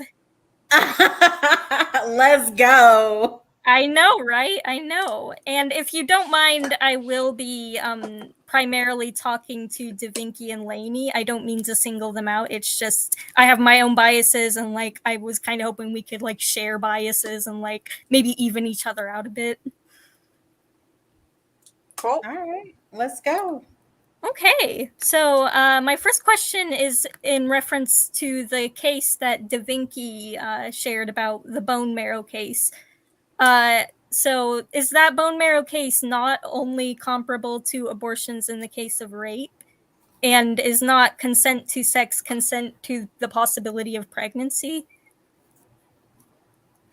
I'm sorry. Can you reword for me, or either elaborate, please? Oh yeah, of course. The bone marrow case, the case of the person who Robert McFalls. Yes, ma'am. It's the Robert McFalls case, indeed, where the cousin was, prosecuted, or because he wasn't willing to give bone marrow to help his cousin. So, is that not a case of there being kind of like what Lizzie mentioned, no special parental obligation? So it's almost like being forced into it without your consent, more like a pregnancy due to rape. I am trying my absolute best. So are you saying, is that comparable to a case where the person is raped? Yeah, that's what I'm saying. More comparable to that than just like the person consenting to having sex and getting pregnant as a result. In what way? Because the ruling in that case was that like the government cannot require you to use your body to sustain another. So I feel like I'm a little lost. Okay, I guess the whole thing about using your body, I guess what I was wondering is there not a different relationship between, two adult, cousins, and between a parent and a child? And so that makes the case different and not quite comparable. So I do think that it is comparable, because so in both cases involve bodily autonomy, privacy, and using your body to sustain someone else's life. So I don't see where the difference is, except for like familial bonds, which again is like it's like a philosophical thing. Like, what is a familial bond? You know what I mean? Okay, if you don't mind, I also have a question about the philosophical question. So, do you think just because a question is philosophical, that means we don't have a duty to not remain? Okay, I used a double negative there. My apologies. I guess what I'm saying is just because a question is philosophical, that doesn't necessarily mean we can remain neutral on it.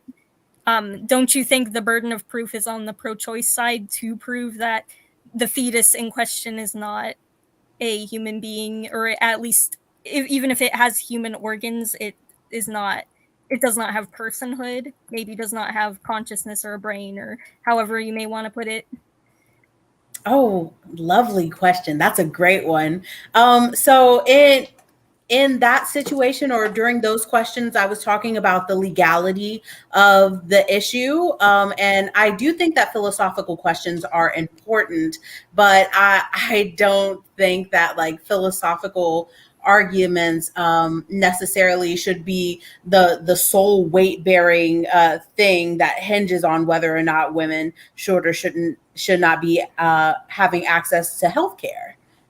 So I definitely think that like, you can't remain neutral on some things, or like you can have an opinion on something, but if that is the only thing hinging on an argument, I don't think that it's fair to use. Gotcha. Okay. And this next one is for both you and Lainey. So Lainey can feel free to jump in if she wants to. And it is abortion actually good for women? Because PTSD is common among post-abortive women, even in secular countries with no pro-life protesters. I remember you said that women were better off mentally after abortions, according to your study. Did the study account for long-term effects of PTSD? Did you want to answer first, Lainey? Go ahead, Davinky. So the study that I referenced is the biggest longitudinal study of its kind. So I'd say so. They did take into account the long haul. Okay. Thank you. That's very helpful. Do you think the women who have experienced PTSD, do you think they're just, I suppose, how do we approach that from a feminist perspective? Because it's like, are their feelings valid? Like over feeling like they have lost a child, or over feeling guilt over an abortion, even if they weren't like guilted into it by religious people? Absolutely. Yes, their feelings are absolutely valid. All of their feelings in any of those situations, I hope that they have access to all of the resources that they need. But like I stated a little bit earlier, their situation is not going to be everybody's situation. And so expecting everybody to essentially like have the same experiences, what's the word I'm looking for?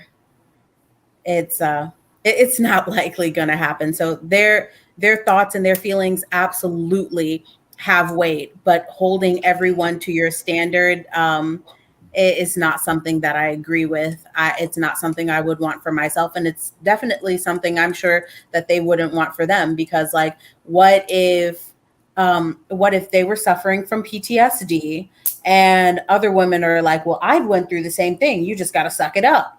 Like it's, you know?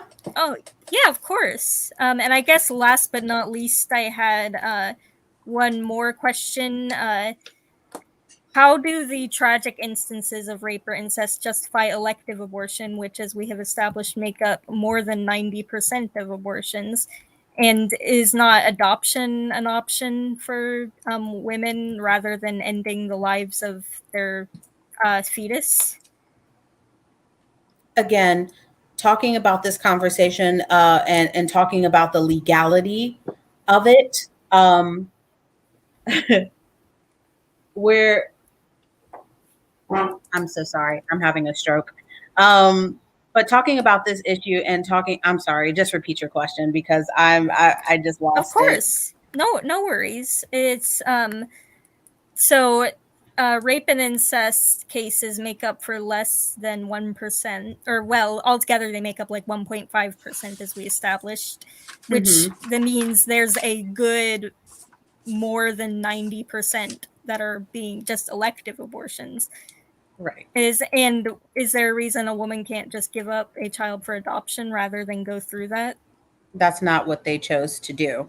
And so I would like for them to have the choice, because like I stated earlier, not everybody is going to deal with the situation the way that I would deal with the situation, Lainey, Lizzy, or Dee, or even you, Liz. Like, we're not going to deal with situations the same way. So that was 100% their choice, and I think that they have every right to it. Do you mind if I go back to one of my questions a little bit? There was something I wanted to go explore a little further. Like I mentioned, even in secular countries with no pro-life protesters, many women do suffer from PTSD due to abortion. I posted the article in your server. I can also post it in Steve's server. And if it is the case that it's not just religious people guilting women into feeling guilt over abortion, it's almost like it seems like it's a Russian roulette game with their mental health. And don't you think maybe abortion is too big of a risk if it can create these PTSD problems? It's too much of a risk. Yeah, I don't understand. In what regard? I don't understand. I'm sorry, Lainey, did you have something to add? No, because I don't understand that either. A risk. I mean, for the woman, I mean, like, we're risking potentially messing up her mental health for her life. Not all women suffer from PTSD, but the ones who do, their lives are affected, like, for the negative for years But they and made years that and years. choice to have the abortion, which means that they're making the choice to maybe hinder their mental. But at the same point, we still need to have that choice. Because Right. you could sit there and say that if a woman, if I can't have an abortion, I could have PTSD from carrying that child to term and bearing it. I could have PTSD from potentially carrying it to half term and miscarrying. So I think that there's a choice in everything, and there's still an option there. You can still have PTSD from carrying that child. Right. That isn't even bringing in the question of, is the fetus a person deserving of life? Which, I mean, as you can probably tell, I do think. And do you mind if I tell a story real quick before I give the floor to someone else? This is not a question. This is just like my own personal reason for being pro-life, if you don't mind. Go for it. Oh, Go for it. Yeah, of course. I'm we all sorry. have I'm Did you want to elaborate more on the question, Davinky? Oh no.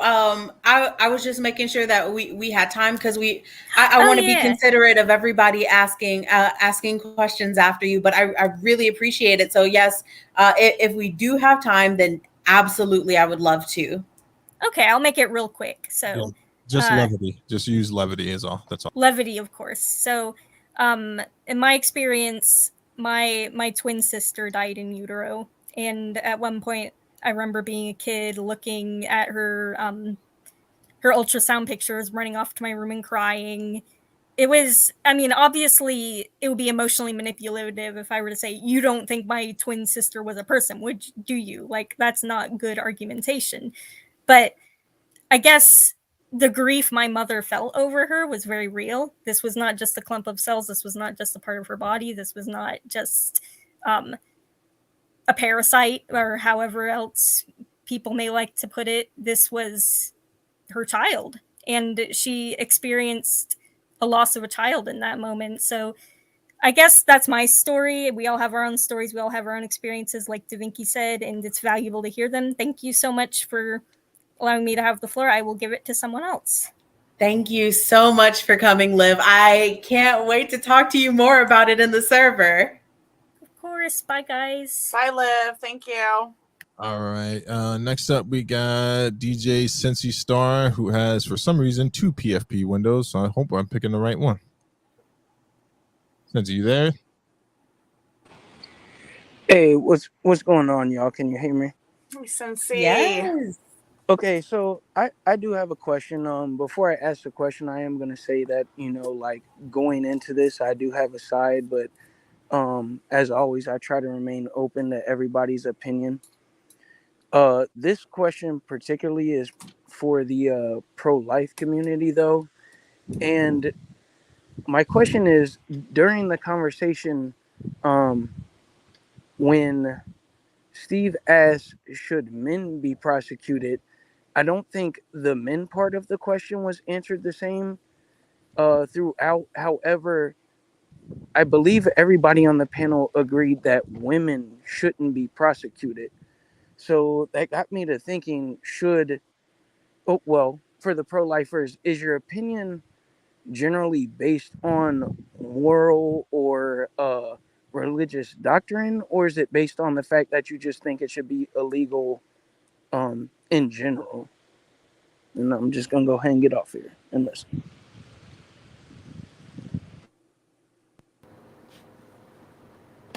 I think I did answer this. For me, is equality.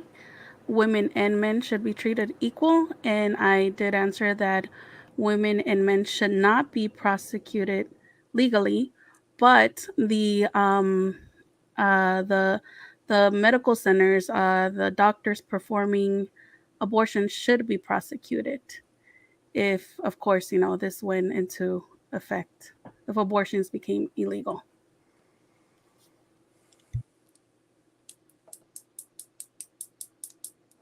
And I think that answers your other question.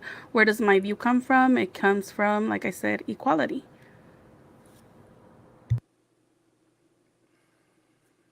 Did you want to chime in, Lizzy, or no?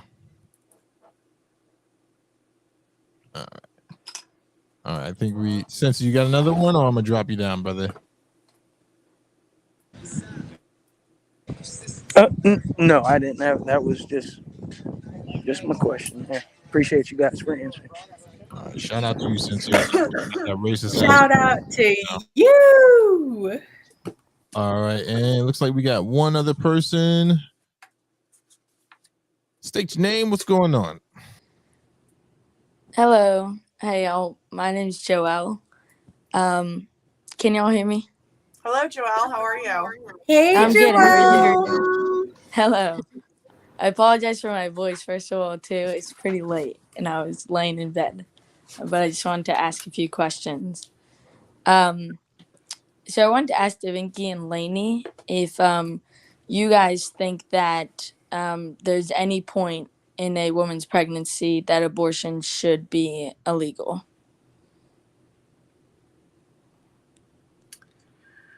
I was muted. Oh my God. Lainey, you go first. Yeah, no, absolutely.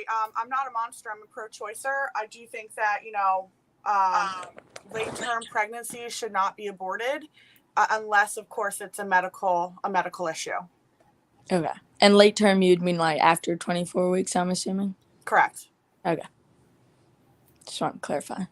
Davinky, I don't know if you wanted to add to that or if you agree. Yeah, I definitely believe that it's situational, and it's going to be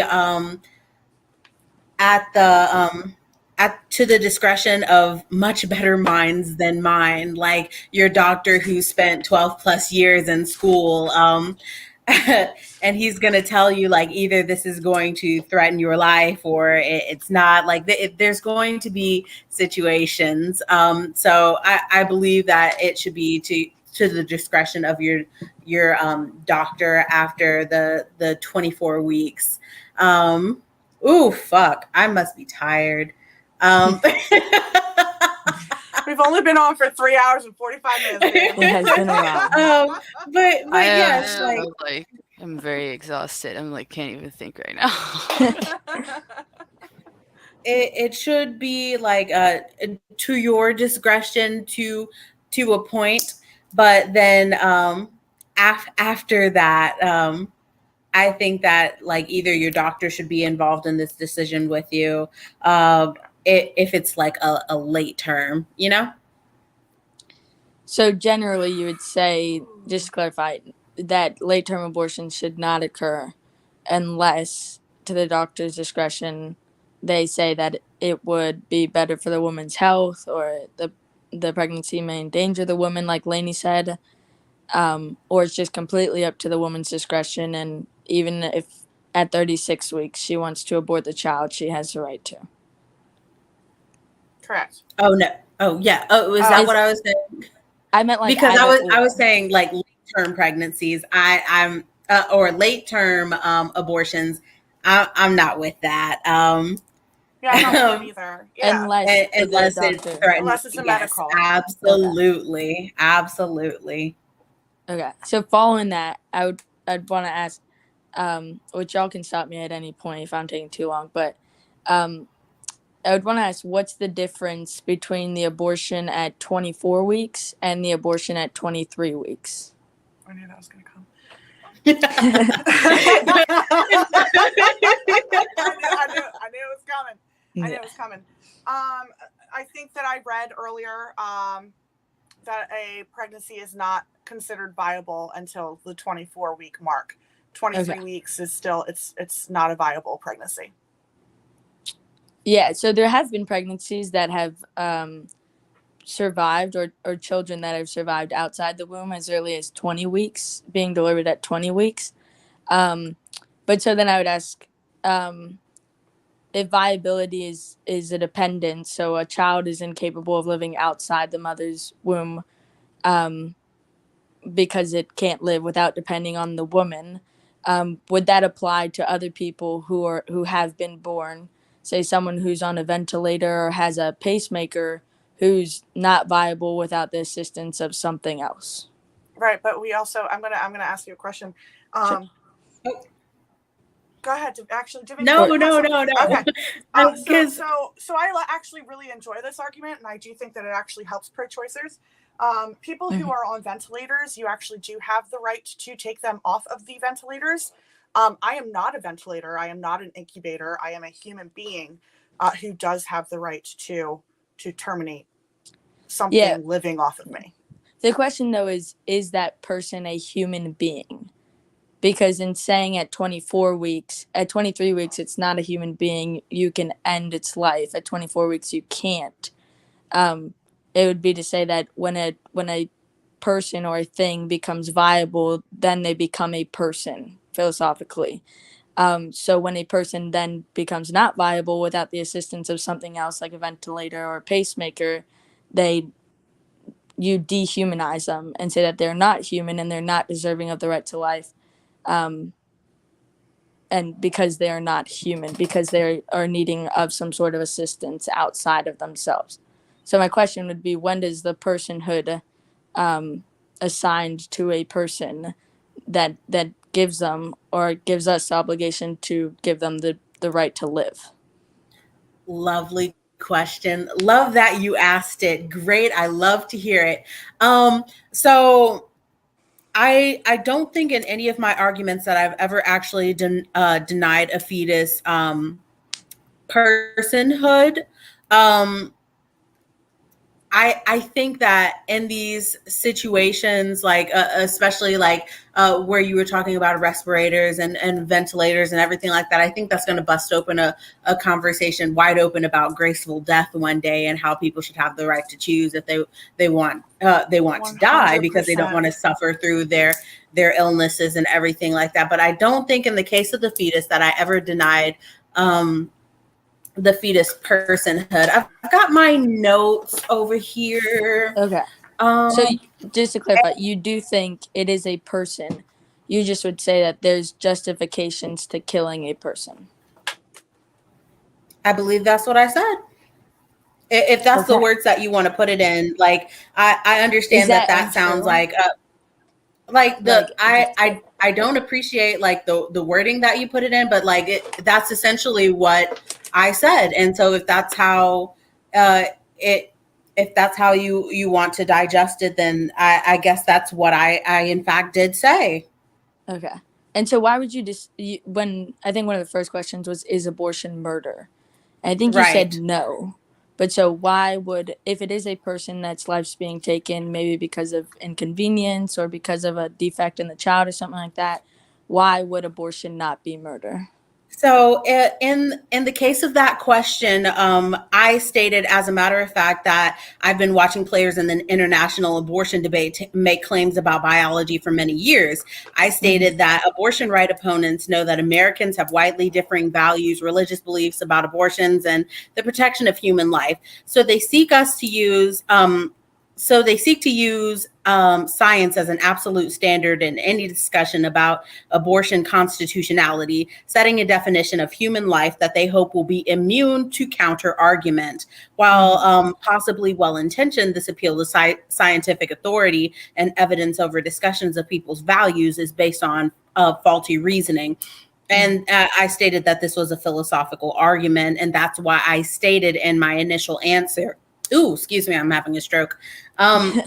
I stated in my initial answer that it should be to the discretion of you and your doctor at some point, because I never denied the fetus personhood, but I believe that it should be your choice. And I definitely believe if it's a late term pregnancy that your doctor should be a part of that decision. So I don't believe that I denied it personhood.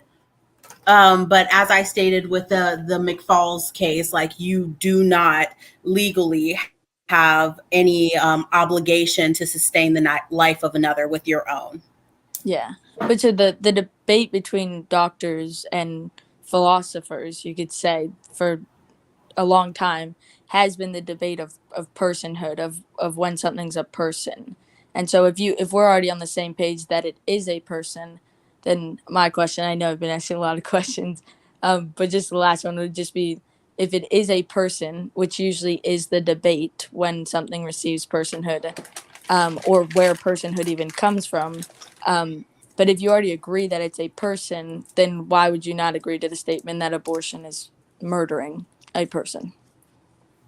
Okay, so for that, I feel like they already asked that question, and you just answered that question. So I'm a little confused. Oh, but also I'm gonna. I think I was talking about the legality of it. Okay, sorry. Go ahead. No, I understand. I understand that people want to kind of have you in a catch-22 situation when it comes to like the personhood and the philosophical questions, because it really throws a wrench in your argument when you say things like, oh, it's not a human. Well, when does it become one? Because eventually it comes out or something, like, you know? Yeah. So that's why in my conversation, I never deny the personhood of the fetus, but I am talking about the legality of it and how I have no responsibility to sustain the life of another with my own. Like that's what I'm talking about. I would very much like the choice. Hey, let me just interject for a second. Lizzy, I know you got to tap out and get to sleep. Go ahead if you need to get out of here. I see it happening. Good night, Lizzy. You have a beautiful little boy, by the way. Thank you. I'm gonna turn off the camera. I'm gonna put him to sleep because it's like almost 1 a.m. my time. And then if I fall asleep in the process, you know what happened. I'll try to be back. All right. I do want to answer that question that they got on the Harold Bailey put a question on the thing. Okay, Joe, I'm going to pronounce your name wrong, but I think it's a beautiful name. I got to drop you down, but I appreciate your questions. Yeah, make sure you join the Discord, and that way, if we have another panel, we can get you back in here. Okay? No worries. I appreciate y'all. Have a good night. Thank you. Good night. Thank you. All right, I got to be respectful of my panelists' time because they are not getting paid because I'm not a communist. I'm keeping the money for myself, and I am. And you have no authority here, so I'm in my pocket. Okay, who wants to answer Harold Bailey's question? Lizzy, go ahead, because I know you need to go. I've been confronted with this question multiple times, and my answer has changed over the years. Right this second, I still maintain that when somebody undergoes a rape, there is a type of death that happens. It might not be a physical death, but there is a death that happens. I just, that's killing somebody's soul right there. So I will maintain that it's worthy of a death penalty. Whether that should be across all 50 states, I'm not sure, but a death penalty and a life sentence would be just fine. There's no reason why people should be getting off willy-nilly with rape. None at all. It's not a 1, 2, 3 situation. The after effects, the PTSD, the way that it changes the chemistry of a human being, whether that be man or female, is catastrophic. It's like you're never, I guess it's a type of death. So yeah, that's where I'm at. Go ahead, Lainey. Oh no, I completely agree. Completely agree. I've got nothing to add to that. I'm with Lizzy on this one. Y'all might hate me. No. Y'all might hate me. For the first time in forever.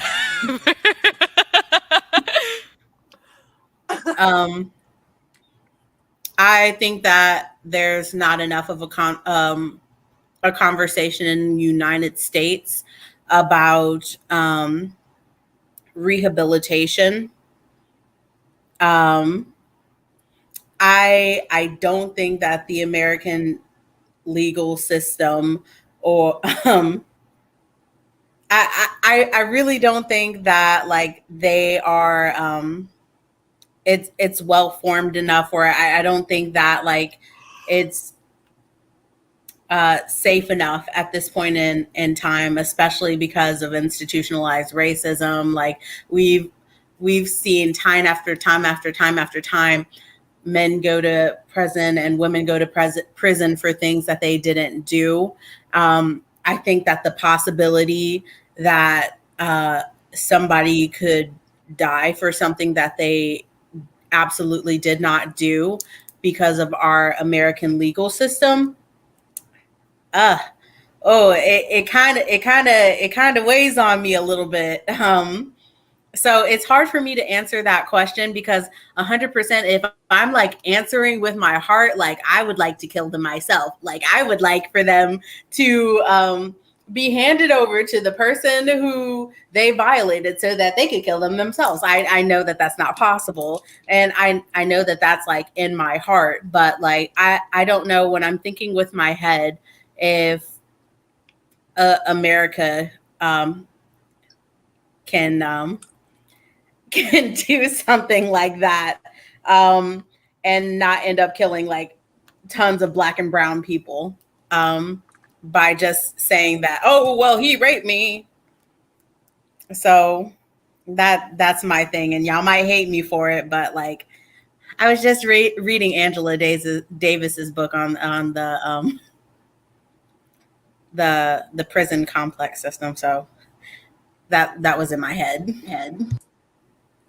All right, and this is officially the last question, and I'm ending this 4-hour stream. Never. Here we go from Hannah Banana.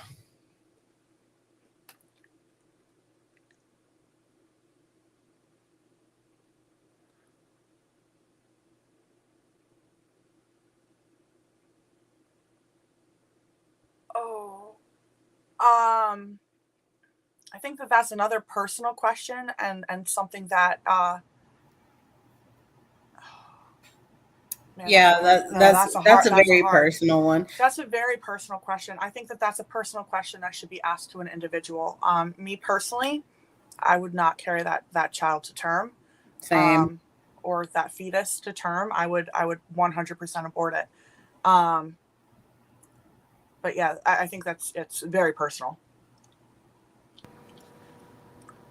Oh, right. Oh, this is the last statement. If it's a hard question to answer, then why is it so easy to give the death penalty to an innocent baby? How is that moral to murder a baby for the sins of the father? For the sins of the father. Well, first of all, Harold, I'm not religious, so.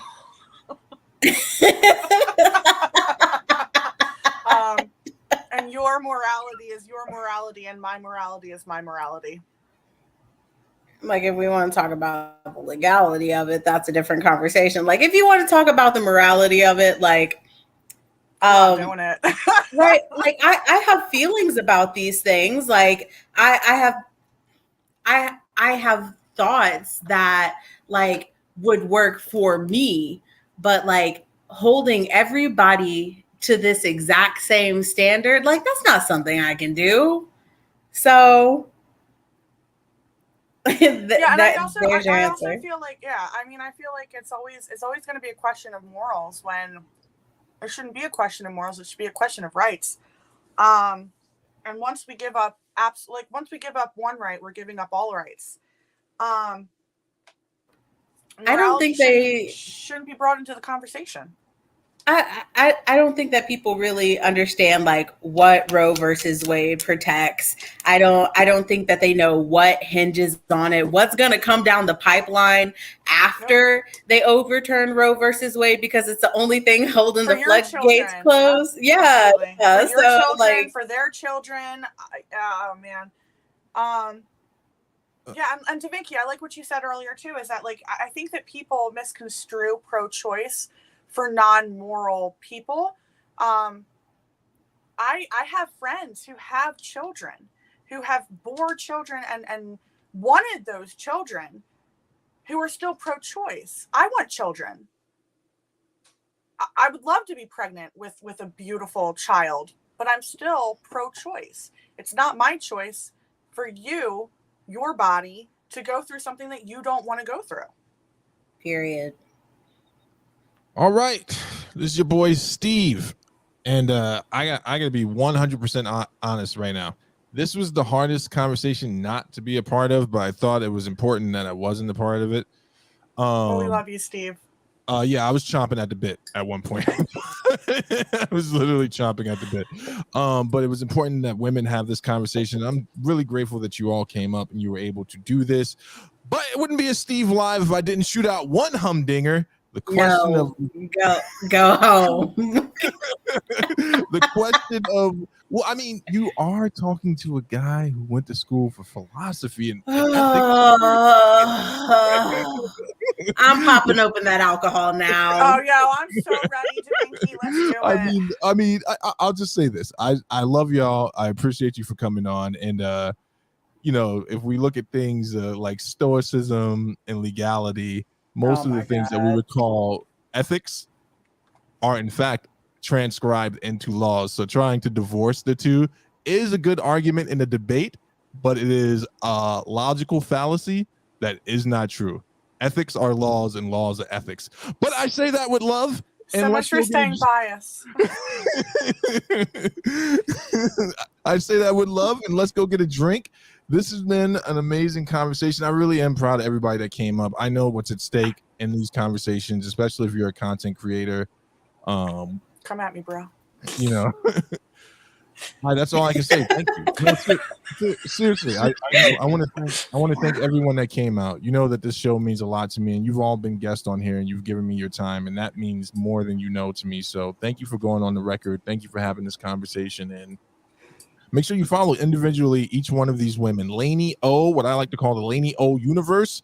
Roundhouse Trolley. Make sure you follow Lainey in her Discord. Davinky, the feminists are up. Make sure you follow her in her Discord. D Love of Power Love Latinas.